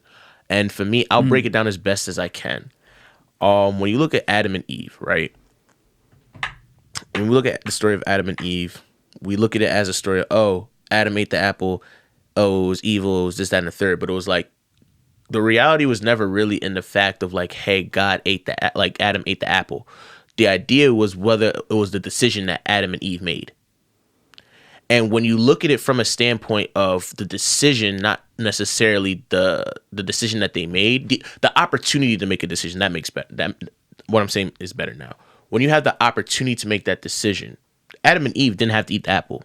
Eve didn't have to eat the apple, but they did. And they made that choice. And now what happened was that you had this situation where God ended up working with these people to determine what was good and bad. God was continuing to work with these people to determine what was good and bad. And what God saw was, because the apple was eaten, he gave us his decisions of either good and bad. People have consistently chose bad. And so what ends up happening now, he brings Jesus Christ and he gives us what we need to do. And we have to collectively, as these people, follow these morals to push society forward. And as you can see, is when you look at the Bible and how it's constructed, hey, I'm going to give you these blessings. Or, hey, Jesus did this, Jesus did that, right? You kind of see that people kind of resort back to their old hating, is it contemptuous or whatever? Yeah, contempt. Whatever the fuck it is. Something like that. They're old contemptuous ways. And as you can see, the way society is now, that's how we move. We've come from a loving society to a very individualistic society of how we are as a person, as people. And because of that, now it's like we need to find, and this is why like for me, it's like groupthink is bad. This is why it's like we need to find a way to just be a morally good people, because things like prosperity gospel is not going to teach you how to be a better person. It's not going to make you the money you want, because those things were never really important in the first place. You know what I mean? And Wait, can you? Okay, now you finally lost me. I was following it. What do you mean? What do you mean? So prosperity gospel was the thing that what's his face like does, for example. So prosperity gospel is this type of preaching, or what he preaches. Right, okay. Where it's like, yes. Hey, I'm going to teach you how to do this. Yes. And it's like they pick and choose certain things in the Bible where it's like, if you want to make it to the promised land, you have to do this or you have to do that. But the Bible doesn't, in my opinion, the Bible doesn't necessarily tell you what you have to do. Now I got it. Yeah, and so it's like what ends up happening with prosperity gospel is like people use prosperity gospel as this word of bond, but it was never a word of bond because it's not coming from a genuine place. It's like, for example, when we talk about, what's the best way to put this? I wish my friends were here because they could explain it better. But it's like, if we talk about... Get Miles on the line? No, not even Miles. Actually, that's not even Miles. I have a friend who reads the Bible all the time. He's just like... But it's like, I guess the best way to put it is like, love your neighbor, for example. Mm-hmm. And it's like, okay, you need to love your neighbor, forgive, but don't forget, right? But people don't tell you how to forgive and forget. And it's like... It's like people are like, oh yeah, forgive and forget. And it's like you forgive, you go end up being friends with that person. But it's like they're not teaching people how to be wise and always remember certain things that happen to you, because that's what the Bible explains for you to do. Like when we talk about choosing your wife, hey, choose your wife and do this, that, and the third. But it's like, yo, choose the right woman. The Bible tells you to choose the right woman. And what's right. Yeah, and what's right. And so, I mean, I guess the point is that like the problem with prosperity gospel, it's taught us so many different things of just consistently following God, but with no action plan to do so. And they pick and choose certain scriptures and they pick and choose certain things in the Bible that follows a message that a pastor wants to preach, but not following what God wants you to do. And I think that that's the biggest problem, because if you do that, it's an interpretation thing too. It is an interpretation thing. Like, and I think people need to understand like what you're reading. Like people don't understand. Good luck with that. No, it's not even that. It's like, think about it. It's like what people don't understand is like, I always use this example all the time. People don't know that there's 14 letters to the town of Corinth that was written by, I think it was Paul or Peter. Like, it's not just 1st and 2nd Corinthians. There's 14 letters to Corinthians. And people, I didn't know that. Yeah, people don't know that. You know what I mean? And it's like, oh, this Isn't one they just do at all the weddings? Like Corinthians 4:13. Yeah. Yeah. Okay. Yeah, that's what it is. And it's like people don't really know that. And it's like people don't understand that the Bible's constructed in a certain way. So it's like when people look at it like that, it's like, oh yeah, it's like Genesis is there because it's the beginning, but it's not. It's not. It's constructed that way for a reason. And I think that once people understand that, and I think that when we look at like everything, we start to look at how everything else gets affected. Like when we look at what morally we're supposed to do and morally be a good person, things like groupthink doesn't happen anymore. Like situations like politics doesn't happen anymore. You know, I feel like I'm rambling now, but you get the gist. No, I like where you just brought this. I love where you just brought this actually, because you're now looking at a world that cynically can't exist because there are not enough. Like there are a lot of smart people in this world. A lot of intellectually smart people in this world. But what are there, 7.5 billion people? Yeah. There are people in this world that are not smart. It is a fact of life. I don't know what the number is. Maybe it's 1 billion, maybe it's 2 billion, but there's people who are, there's not a hell of a lot going on up there for whatever reason. And when you have that, you are automatically having a subsegment of the global population that is psychologically and neurologically and IQ-wise more likely to follow along with a given standard. To say nothing of, by the way, all the intellectually brilliant people who psychologically fall into that trap. Exactly. You know, so you keep saying religion and organized religion. I don't disagree with you at all, because like talk about something like the Bible or the Quran or the Torah or whatever the fuck the Buddha book is. I'm going to get canceled for that, but you understand what I mean. No disrespect. You know, what do all these books or scriptures or whatever have in common? Be a good fucking person. Well, sure, and that's a positive way of looking at it. Let me look at a more negative. Well, it's not negative, it's just a fact. They're all written by a person. They weren't written by God, whoever God is, depending on which religion we're talking about, you know? So what does every person have in common? We have flaws, we misremember things, we don't know things, we say things that are opinion and inject it as if it's fact. All these things happen. So now you fast forward to what you're talking about with all the preachers across the respective religions and how they then interpret and put it out there. That's what it takes with religion. Religion doesn't just exist on its own. It exists by the people who take it and interpret it and are the thought leaders in expressing opinions publicly for then more people to follow those leaders. That's how you get a Joel Osteen, for example, or whatever. And then some of the guys you brought up, what was it, Lewis Holmes? Lewis Holmes isn't a pastor. He's a podcaster. He's okay. All right. Well, whatever. Yeah. So you get my drift. So I don't see any difference between that and culture, though. Why? So, not what you think I just said. Put it that way. Okay. Let's say, who's a really positive person in culture? Maybe a motivational speaker or something. Give me an example. Eric Thomas. Okay. All right. That's a great example. I love Eric Thomas. Yeah, he's great. I think that's just a great example because I happen to watch a lot of his stuff and listen to him and seen some of his story. And I think Eric Thomas is legitimately a very good person who kind of really walks the talk of what he says, and his life has expressed that. Even with that said, Eric Thomas, in a positive way in this light, leads a cult. He leads a some sort of a cult of people, and this is where and cult is a negative word, and that's why you're reacting like that. No. It was interesting that you said it like that. Nobody goes to say. Just follow me on this, okay? He leads what I would consider a positive cult because people that follow him and legitimately listen to him over time eventually inject just subconsciously into their, I gotta want it more than I breathe, right? You gotta want it more than you breathe. And lines like this, like you gotta step back to move forward, like all this stuff. And it's positive in this way. People could say the same thing about like a David Goggins and stuff like that, you know? And it becomes a part of who you are because this person repeated it from their own experience and beat it into you. That's and in this case, a good thing. A lot of times, a person can be coming from a place of pretending it's a good thing to beat something into you. And it turns out to not be such a good thing because they're full of shit. And like, what's an extreme example? Like way over the top example. Jim Jones with the Jonestown Massacre. Yeah. He convinced all these people to kill themselves. Do I think all those people wanted to kill themselves? No. Do I think that they were bad people? Do I think they were all dumb? No.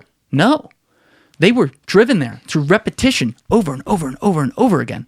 And so with all the negativity of organized religion over time, we can then draw, this is why I say culture, we can draw across culture examples of where ideologies, whether they be personal betterment or politics or social opinions or whatever, get repeated and repeated and repeated by thought leaders who then create all these cults of people that then create your groupthink and don't question what they're actually thinking because they're not actually thinking. I hurt my head on that. I'm sorry. No, that's a very interesting way of thinking about it. I didn't think about it like that. I guess when you put it in a perspective of people of morals, you do bring up a good point because ideally that's why I was saying like the common theme between all these things would be a good person. And for me, I think that's where the line falls in religion. Like for me, what I've started to understand is that one needs to believe in something bigger than yourself, you know? So you are right. You are right in a sense of to an extent, yeah, religion isn't really the biggest thing that's needed in terms of creating a moral compass. But for what happens with people is part of being a good person is also knowing how to be humble. And I think that in a lot of times with religion keeps that humility there. Because like, for example, when we look at Christianity, you talk about the fear of God. You know what I'm saying? And it's not from a fear of like, oh my gosh, I'm going to die. But it's like, it's fear of like, yo, like this guy can do so much. Like you don't even know, like, you just don't know. Who are you? Yeah. Like, yeah. And it's like a fear of like, okay, just be humble and don't think that you're better than somebody or better than something, you know? And so having that sense of believing in something bigger than yourself keeps you humble, because I think that when you go out of it, like you can have all these morals, right? And what ends up happening is that you kind of fall into a stereotype. Oh yeah, like I have all these morals. Like I'm such a morally great person. This, that, and the third. And it's like your head gets big, you know, and you don't want that. And I think that that's part of the reason why, for me, religion is important. Because for me, I do get a big head sometimes. I'll use my personal example. I do have a big head sometimes because sometimes I think a lot. Like I could tell, like we're the type of people that we think a lot. But for me, what ends up happening is that what I've come across is that a lot of people don't really think like me. So I can't really, like, when my head gets really big, when I really question people about who they are and what they believe in, it becomes a situation where it's like I actually need to find something to humble me. And that's where that's where religion comes in for me, because it's like I can only know so much, right? And I use this example in the book of Job. After Job complains to God about everything that's happened, God comes down to him and he's like, yo, like, do you understand, like, what I've done? Like, were you here when I created the earth? Were you here when I created this? Were you here when I created that? And he explains to him, like, yo, like, I did all these different things. Were you here? Do you know why I did this? And he said no. And that's where Job humbled himself, because he got arrogant, because essentially some things happened. And the idea was that because Job didn't know, he ended up becoming very, very humble. Like, yo, like, I didn't know. I'm sorry. I apologize. And that's what I think people need. Whether it may not even just be religion, but you just need to be humble, because it's like, yeah, that's just really what it is. And I think that, yeah, just being humble is the biggest thing for me. And I don't think, like, a lot of Christians actually look at it like that. Like, we look at situations where it's like, I always say we because I'm a Christian myself, but it's like Christians always have a tendency to put themselves in situations and put themselves in the middle of it, and they always feel like they have to overpuff their chest as the morally right Christian. And there's no such thing as a morally right Christian. You're just a Christian. It's like, we look at the Lil Nas X situation. Like, you guys are upset with Lil Nas. Brought this up. Yeah, like, you're happy about Lil Nas X, and I talked to Miles about this, Miles and Shannon about this, and it's like, the biggest thing is that you like, and this is where the whole media thing comes into play too. It's like, for example, a lot of people don't know that Lucifer and Satan are two completely different people. Wait, what? Lucifer and Satan are two completely different people. I don't think I know that. Yeah, like Satan is, going back to the story of Job. Satan was first introduced into the story of Job. Satan wasn't Lucifer. Lucifer is an angel that fell from heaven but Satan is a guy that came to talk to God in the beginning of Job about Job. And he accused Job of not being a true believer of God. So as a result, God took all of Job's riches to see if what Satan was saying was correct. When you look at what Satan means, Satan is actually interpreted as the accused, I think, in Hebrew, or the accuser, I mean. So now when you... So who the hell is this guy? Where did he go? Who, Satan? Yeah. That's the thing, though. Satan is a representation of anybody. Satan can be anybody. So who was he? Like, he just walked in and talked to God? Like, he was having a meeting with a bunch of people, essentially. He was talking, like, it wasn't just him, but it was just a bunch of different people.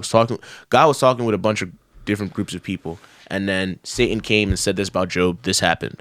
So what makes it... Does that make any difference that they were two different people? It does, because why that...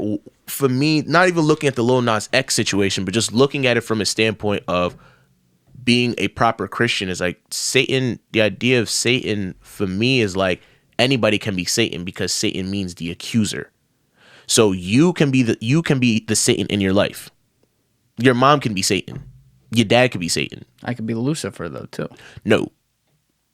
Lucifer is a specific person. Lucifer can be Satan, but Satan doesn't always have to be Lucifer. Lucifer is an angel that fell from heaven. Yeah, he's like the fucking devil. Yeah, who became the devil, or the interpretation of the devil.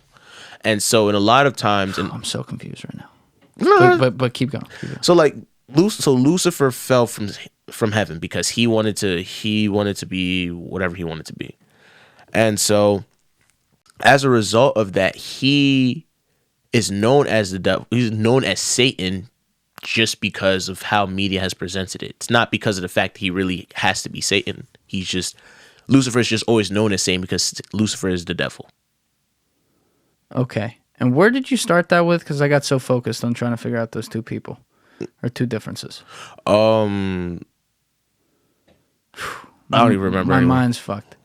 It's not a mind. It's not really a mind fuck. It's just think about it as like. No, I just mean like we're going so deep on some shit here that I forget where we started. Yeah, people don't. That's my thing. I forgot we started too. That's the thing. People don't think about shit like this, and that's my biggest thing. Like when you think and you read, you understand the BS that people tell you, and that's why it's like for me, it's not even about reading your Bible. Just read, bro. Like all this stuff you can find somewhere. Like I shouldn't have to see politicians from Texas saying that Lil Nas X is this, or people just talking about Satan as if like you know who he is. Like the fact that you're talking about Satan and the way that you're talking about Lil Nas X makes you Satan right now. You get what I'm saying? And people just don't understand that, and that's just it is what it is, man. Yeah, I'm gonna have to think about this some more because I'm gonna have to listen to that a few times to truly get it. I understand what you're saying though, because you're making the separation of it's not just okay, they're two different people, but Lucifer is this deity who's a bad deity, whereas Satanism or Satan is something that we can all project because it's an idea. Essentially, yes. Essentially, that's the best way to put it. In the story, he was a person, but he didn't have an identity, and the whole point of that was so. Whew, this is what I love. I love talking about. Sorry, real quick I love talking about the Bible just because of the fact of like when you really read it. It's the first time this really happened on this podcast. Yeah, because people don't read it, and it's like when you sit down and you read it and you actually pay attention to what's being said and you actually listen to other people who know what they're talking about the Bible, it makes so much sense and it makes the Bible so much more fun because it's like, yo, like this is ridiculous. So it's like looking at like the story of Job. Job is a part of like this literature series called what the guys I listen to called the wisdom books. It's Job, it's Ecclesiastes, Proverbs, and there's one more. It might be I said Ecclesiastes, right? Yes, I did. Ecclesiastes, Job, Proverbs. It might be. Why can I think about this? Wisdom books. Sorry, give me a second. Wisdom books.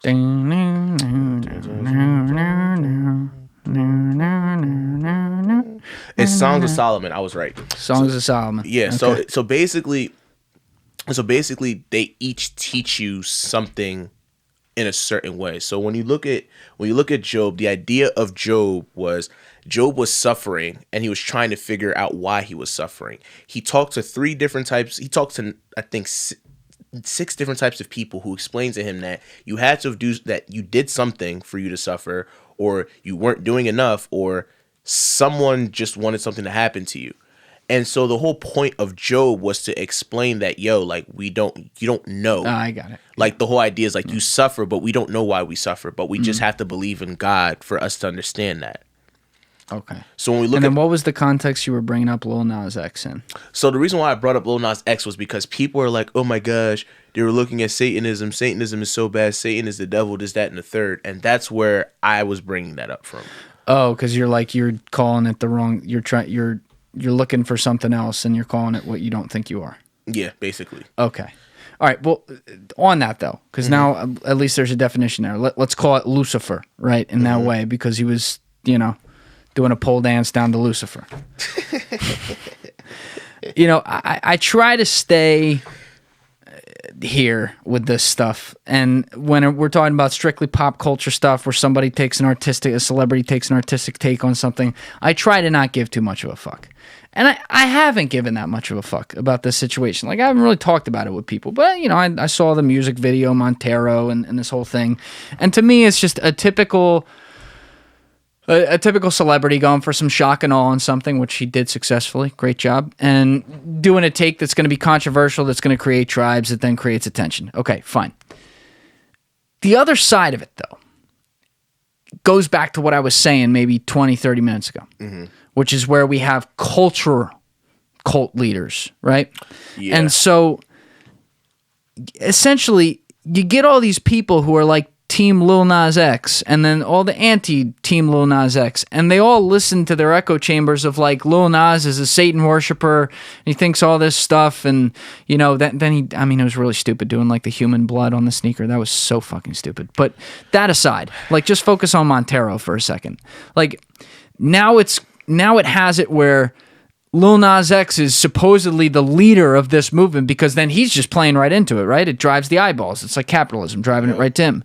And so now all these people start to believe that like, oh, all these ideas we have about this video and what it says about Luciferism is actually, it's like culturally cool, man, because it doesn't conform. And then the other people are like, no, it's the devil, whatever, whatever, whatever. And we create even two bigger factions out of that over time. And now people may adopt ideas that they don't actually have in one way or the other. So I look at it like, oh, why can't people just like call it a fucking music video and move on? But I know society doesn't really do that. It's because people don't even know what the fuck they're looking at. Like if you look at the music video, it basically that's why I made the distinction of Satan and Lucifer. Like when you look at the music video, there was a reason why Lil Nas X was an angel. He was standing like he was on trial, which he said was a SpongeBob reference, but we're not going to talk about that. And he fell down to earth, and the idea ended up being like he was Lucifer. That's why it's like I was upset when people were trying, oh, he believes in Satanism, yada yada yada. When he made the shoes and stuff like that, it made me upset because it's like y'all not even misquoting the Bible properly, and that's what makes me upset. It's like if you're gonna misquote something, at least misquote it properly. And it's like, what does that mean? I don't know, but it's just like it just made me upset because like, yo, you're not even doing this properly. Like Satanism is completely different. When you look at Lucifer, Lil Nas X in a music video was Lucifer. It was like you were this person, you fell, pole danced down. You get it. But it's like you became Lucifer. It's the idea of what happened to Lucifer, and it's funny because it was a direct correlation of how people looked at Lil Nas X. Because look at it. He was this type of person. People liked him. It was a nice music video. Next thing you know, his ascension to hell, I guess, in a music video was the same way that people kind of just labeled him Lucifer, labeled him this bad thing because he came out as gay. But they did that? Yeah, a lot of people did. Why? Wait, I must have missed that. I thought he was like... People came crazy at him because he ended up being gay. Because they're like, "Oh, you're a leader for these kids. You can't be coming out as gay. You're this, that, and the third." What? Yeah, it happened. I know that there's like some old school like Bible thumpers or something who are like, "Oh, this isn't natural and normal." I've always come to expect that, but I didn't know that was like a loud thing. I thought it was mostly like, "Oh, that was Lil Nas came out and we're all celebrating that." I must have missed that. I mean, our age group did, but a lot of people that are older than us, or some people that the foot washers. Yeah, this is the what? The foot washers. What's a foot washer? Foot washing Baptists. That's the thing, man. That's what drives the wedge. That's why we can't get to a place where things like that are a nothing burger. In a good way, I mean that. Like, someone should live their life however the fuck they want to live their life. We live in a free society. There's nothing wrong with being gay in any way. That should be, at this point, like, that's what I don't get. Why there are still people who make it their hill to die on to define how people who live nowhere near them in many cases and nothing like them and are from totally different environments should therefore live their life when they're interpreting something like the Bible, which is supposed to say like be humble and love all people, but then they directly interpret it and say, oh, like shit like that is evil. So, I don't get it. I don't get it either. But the question I've always asked is this: when is the sin intolerable?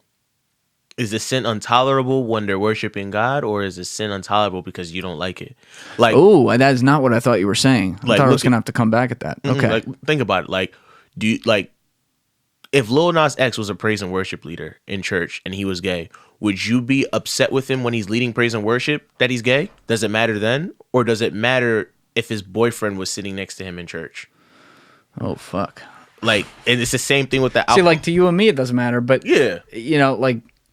I guess you're looking at it from the perspective of the people who are casting the judgment. Yeah, it's like one like so it's like Christians don't mind, and this is why I said like the whole humility aspect has to come in, right? Christians always overassert themselves, and then they get mad when people come crazy at them because they don't know how to read a room. And it's like, you do this, but it's like you're upset with Lil Nas X, but you're not upset with the gay person in your church because he's at church. You're not upset with the alcohol. He's conforming. Oh, he's conforming. Yeah, I have plenty of stories about that. Yeah. You have the alcoholic who's in church right now. You're okay with him, but when he's out being drunk on the street, then you don't like him. You have the prostitute. You're fine with her now because it's a Sunday. She's in church. Her legs are closed. But the moment Sunday night hits and you see her out on the street, now all of a sudden it's a problem.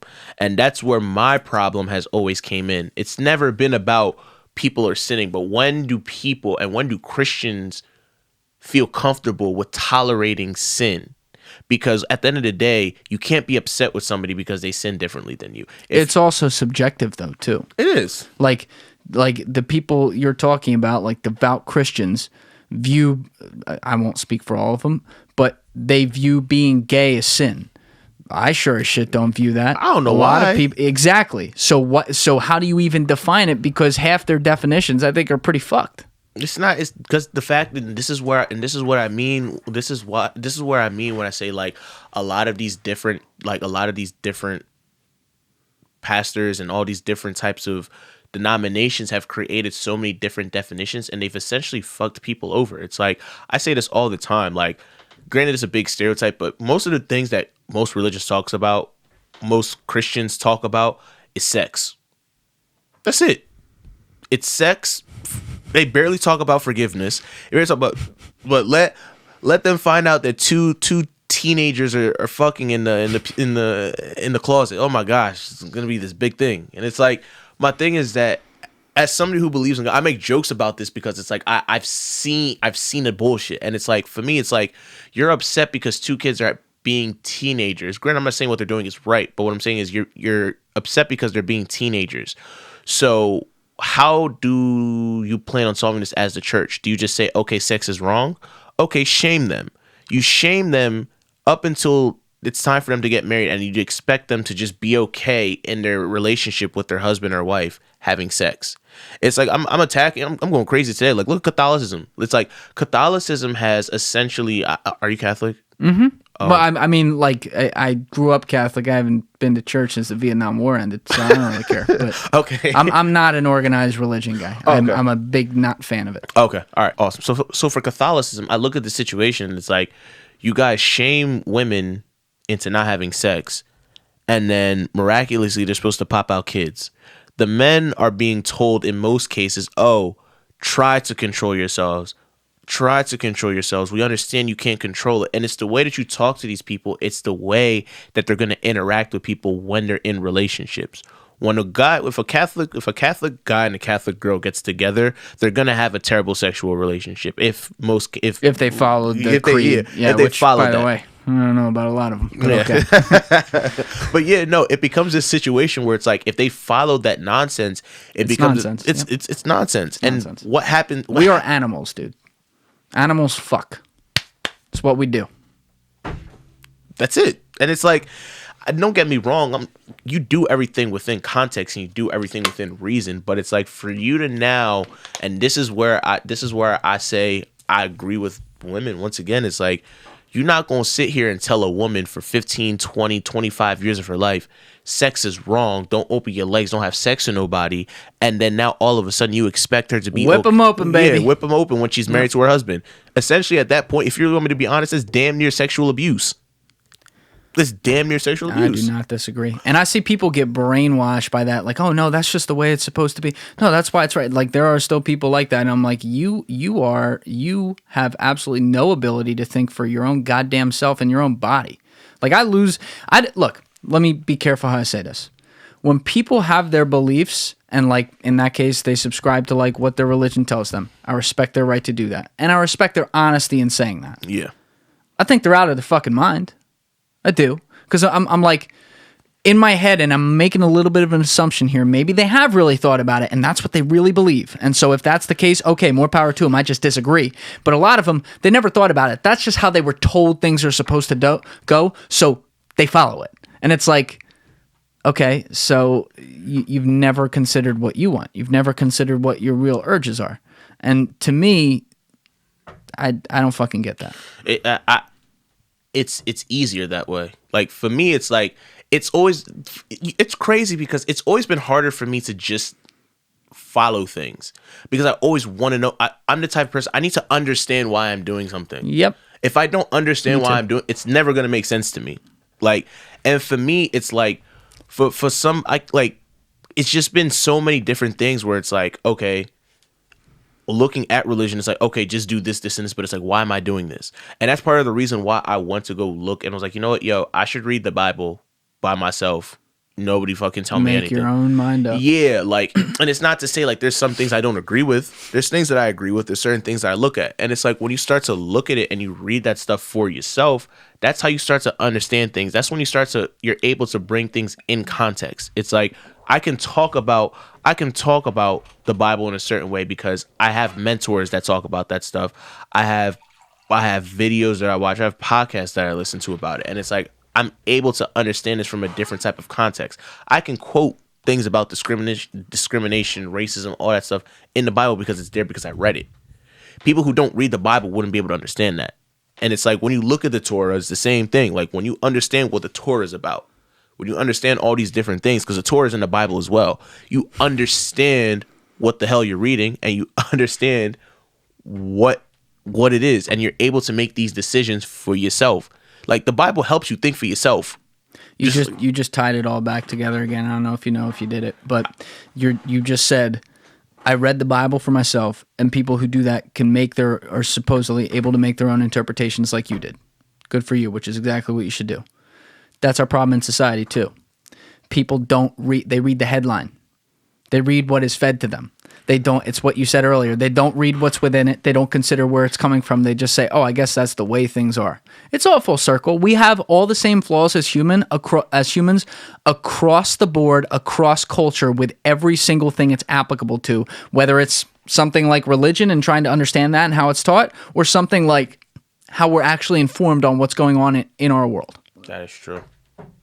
Yeah, it is what it is. Like, I don't got no much more to say on that. It's just at the end of the day, I really just hope people pay attention. It's just always been saddening to me that it's just like people don't really pay attention the way that they need to pay attention, and people don't really look at things for how they need to look at it. People don't really self-reflect upon themselves. People just kind of do things, and then when they're 30, 40, they realize that they're really unhappy with themselves. Oh my God. And it's just like I know that at the end of the day that, let's say, for example, like if I didn't want to go to law school, if I didn't want to be a photographer, I didn't want to be an artist, and I just did it until I was 30, at least I knew that I made the conscious decision back when I was like 18, 19. I was like, yeah, I want to be a lawyer, and yeah, I want to be an artist. Like, at least I made that conscious decision. Like, you know what? Maybe that wasn't a bright idea. But at least I did it with the thought of doing something. That's a fear, man. It's a fear that some of us have. I wish more people had it. It's a big fear of mine. And to define it exactly, I fear waking up in midlife, 45, 50, and wanting things that now are not, because I have other responsibilities to other people, that are now not necessarily attainable. I don't have my youth like I did, though by then, who the fuck knows with Elon Musk and all this shit and Neuralink and all that. But don't want to count on that, right?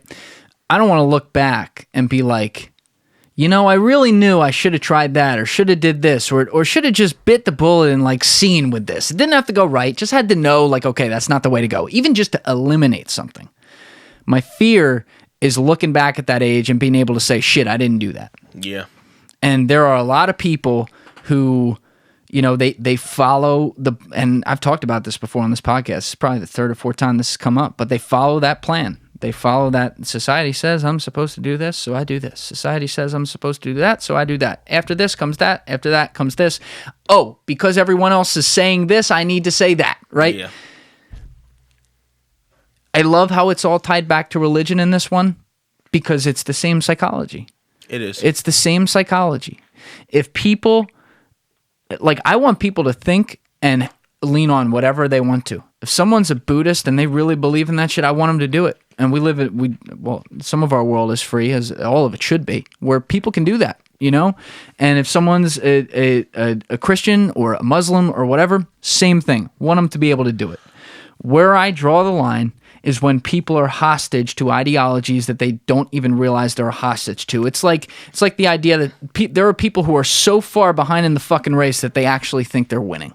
And we got a lot of those people in the world. And what makes it even worse with that is they kind of use certain ideologies to kind of mask what they're really dealing with. I know people, I've experienced people, I've seen people kind of bypass what they're dealing with and use religion or use certain ideologies as something to bypass, you know, what their true feelings are, or, you know, really deal with what's going on. Basically, you're basically using religion like you're using drugs. You know what I'm saying? Yep. In the sense of like you're trying to numb pain, and it's like you can't like at a certain point pain comes up. Like just because you're hiding it in one place doesn't necessarily mean it's not going to show up somewhere else. And I think that's another reason why I was actually very critical of religion. I almost stopped being Christian because of it, because it was just like I was tired of seeing people. Like I said, growing up African and seeing how Nigeria looks, and just seeing the fact of like churches will be super filled, people will give money to churches, but it's like you guys still live miserable. Like it was disgusting to me. It's like you guys are negating the fact that, you know, your politicians take all your money, the churches take your money, but you guys are still giving freely. And it irritated me because it's like you guys are like this, like some of the smartest people in the continent, but you guys don't know how to figure it out. But when it comes to religion, you can never talk against God.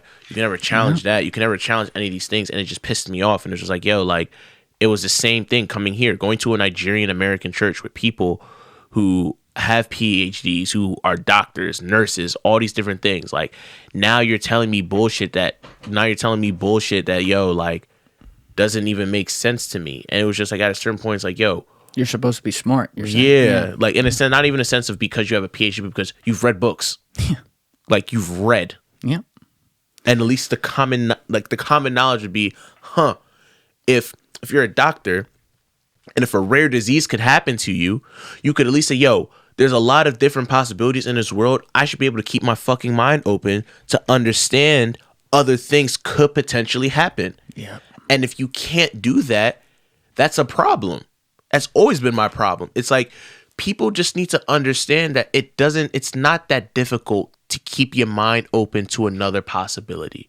But people never, ever, ever, ever want to have that emotional space for that. And then they always end up looking like a deer in headlights when that same shit happens. And then it's like, yo, like someone like me who will tell you that, it's like, yo, like I told you this was going to happen. And you get mad at me for being the I told you so guy. And it's like, I didn't want to be the I told you so guy, but it's like, keep your mind open to different possibilities.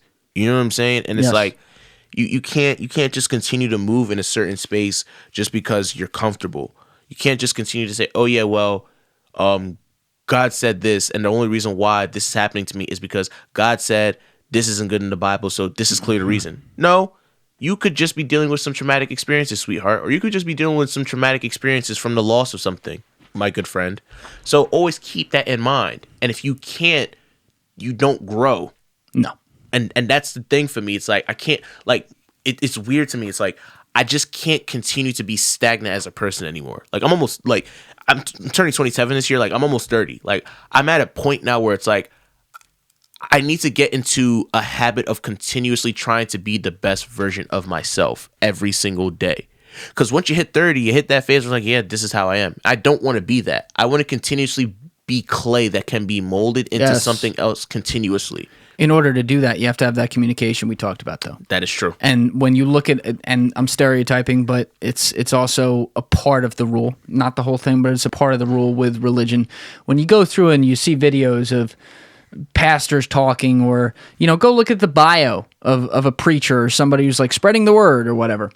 And I'm painting with a broad brush. I'm giving a little bit of a generalization. There are people who are not like this, so just take that at face value. But you see people who are constantly talking about spreading that word and like, oh, you know, Jesus Christ saved me, or like, you know, praise Allah or whatever. And then you see them expressing it to people who are looking to be saved or looking to believe. And one thing these videos never have to me is a new record. They're the same type of broken record. They're saying the same types of things to people, which, by the way, some of it doesn't mean it's wrong. It's just they're saying the same blanket statements to everyone else. And all those people in there who are looking to be saved or looking to be helped, they're all individual people. They all have different environments and different problems. And what do they need more than anything in the world? They need what we have today, which is we have headphones with our voices going right into our ears so that we can hear each other. It's a conversation. We both talk. We both go back and forth. We go on monologues, but we're communicating. And you're expressing your opinion, your problems, or your concerns. I'm doing the same from my end. And so people, when they go to these places and they're looking to be saved, what they really want is someone to listen, to understand, to see if they could possibly truly understand their problem and figure out a way through, in this case, maybe their ideology, their religion, to help them solve that. And instead what they get is the same blanket statement going, I'm using the Christian example right now. Power of Christ compels you, baptize yourself, turn to the face of God, Jesus will save. And they say all the same things over and over again. And what do those words really do for that person other than, if I just keep repeating this to myself, maybe my problems will magically go away. And it's funny because that's the biggest thing, once again, with prosperity gospel. It's like you're teaching these people that in order for them to get out of their problems, they have to do something, or God has to be this, or God has to be this. And it's like the reality is that when you study the Bible, and when you look at the stories in the Bible, what a lot of people don't realize is that a lot of these people are already doing something that they really weren't supposed to be doing. Or a lot of these, like, we look at Samson, like, not for nothing, Samson was slaying hoes. Oh yeah. Slaying hoes. Yeah, like, he's chilling. Yeah, and that's my thing. It's like, you're telling me that, you have to be this special type of person. You have to be the apple of God's eye. You have to do these different things. And it's like, that's not how religion is. Or that's not how, like, even if you don't believe in God, the concept of it is there's no need for you to be completely perfect for you to complete a purpose. And I think that's why I get so upset when people talk about certain things in certain ways. It's like, people talk about, let me see here. In fact, I don't even want to talk about women no more. But the idea is that people choose to ignore the fact that God came and met a lot of people where they were at. They either met them where they were at, or he took them from a particular experience and put them in a particular situation to teach people something. Was it Daniel? Yeah, I think it was Daniel. Daniel got his whole family killed. He watched his whole family get killed, house get burned down. Put him in the same organization, the same kingdom that killed his family. I believe so. But what was that last part? Daniel. Put him in the same situation. Put him in the same kingdom that killed his family. He put him in the same kingdom that killed. Yeah, so he made him like a resident. Not a resident, but like he was basically in the king's court. He's basically helping the king. Oh, so he made him do that. Got it. Okay. Not necessarily made, but like the way his life ended made up him being uncomfortable. Yeah, and the idea is that you learn that you dealing with trauma. God met you in a situation where you went through a traumatic experience, and you just made it more traumatic. But you having to see these people that made that situation traumatic for you. Face the demons. Yeah, and it's like you're facing your demons at that point, and Daniel still managed to be a great man of God.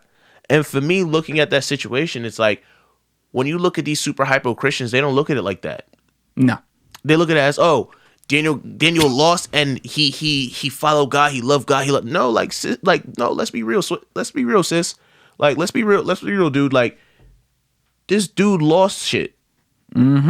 It's like we look at the Bible, it's like, oh my gosh, we love God, he's the Lamb of God, but y'all forgot God is the Lion of Judah.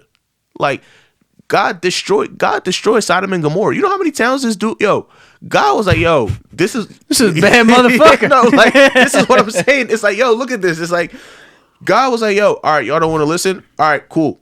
Boom, bye. Bet. Next. Oh, y'all don't want to listen either? All right, cool. Boom, bye. Like, people forget that type of God. And we continue to sit here and live in a society where it's like we're preaching the good side of God, where people have this super positive bypassing where it's, oh my gosh, God's this great person, God. And he is. But don't get it twisted. He can be that nurturing person, but he's also that dude that will smack you in your mouth if you do something stupid.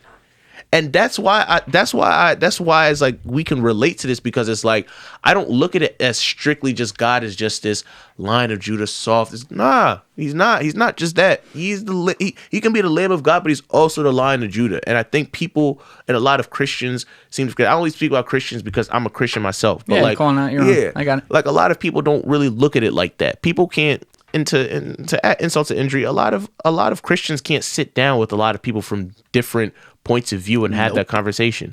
Most people can't have a conversation with an atheist. I've had a conversation with an atheist before. It wasn't that bad. It wasn't that bad. It's the only thing they have the audacity to think is that, like, I think it just kind of ends when we're done. There's nothing. That's the thing. Like the communities, religious communities they'll judge something like that, and it's like. What? So how do you know? Exactly. like just so someone thinks something differently. You don't have to agree with them, but like, what the fuck gives you the right to say no? Listen. I talked to this God guy. Like, trust me. That's how it is. Other people have a different experience. They have a different belief. Shouldn't be anything wrong with that. And that's the biggest thing. Like one of my biggest things. What was interesting to me is that my mentor, he had an atheist, and he was like a leader of like some atheist organization like around his church. He went to his church. And he was there. And when the guy died, he spoke at his funeral.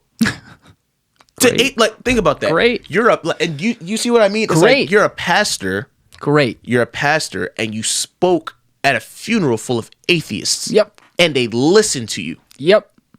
And my thing is that imagine now, and this, I'm not saying he's the greatest person, but it's like what I love about my mentor specifically, or like it's beautiful that you can talk to somebody, have an open mind, collectively take an opposing point of view, internalize that, understand why they think that way, and make your belief stronger. Not even because of the fact of his religion or being atheist, just the fact of if you're a Republican, I'm a Democrat. You tell me everything that you need to tell me as to why you hate Democrats. I internalize it, and that just makes me want to be a better Democrat. That is all you need. None of those people do that. And that's the thing. People get offended. Like, I don't know any Republicans that think it's like not a sin against God to vote Democrat. I don't know any Democrats that I shouldn't say I don't know any, but I know very few on both sides who don't think it's absolutely pure insanity, in that case from the Democrat side, to vote Republican. Yeah. And this is why we have these problems. And look, you brought in some serious circles. I love culture, because culture encompasses everything. And you brought in the 360 degrees of culture today. And there were a few things you said in the last 10 minutes that if I went to, we'd be going for like 2 more hours. Yeah. So this is a to be continued down the line. We're going to leave people wanting some more. But Moose, I love this, man. You bring the hot topics. You're like, I've had a few guests like you. I mean, they're all different, but who aren't afraid to go at the issues and just say, fuck it, here's what I think, take it or leave it, like, let's talk about it. And that's the best part about doing this, because then it makes my mind a cyclone during the fact and after the fact, and keeps my mind open to like, well, maybe it's this way, or maybe it's that way. And if more people could do that, and like I hope the people who listen to the show and watch the show on YouTube, take that attitude. If more people are just like, hey, let's just hear what everything is, put the cards on the table, and over time I'll get some sort of a system that makes me think like, okay, I'm comfortable here, and judge for yourself. Like, that's all we want. We don't want, like, I don't want any kind of echo chamber here of like what I say or what my guests say going. Like, and conversations like this, if somebody sits here and agrees with everything we just said, or you said, or I said, that, they're out of their mind. It's just, there's way too much there. So listen, man, loved it. Thank you for doing it. Yo, thank you for having me. I like this a lot. I like when people think differently. I like different thinkers, and I like people that think outside the box. And I think that you're one of those types of people who think outside the box. I appreciate it. Thanks for having me, honestly. Thank you, man. And thank you for that compliment. It's like one of the best things I could possibly get from your seat. So I really, really appreciate that. No doubt. All right, we'll do it again, all right? No, definitely. Everybody else, give it a thought. Get back to me. Peace.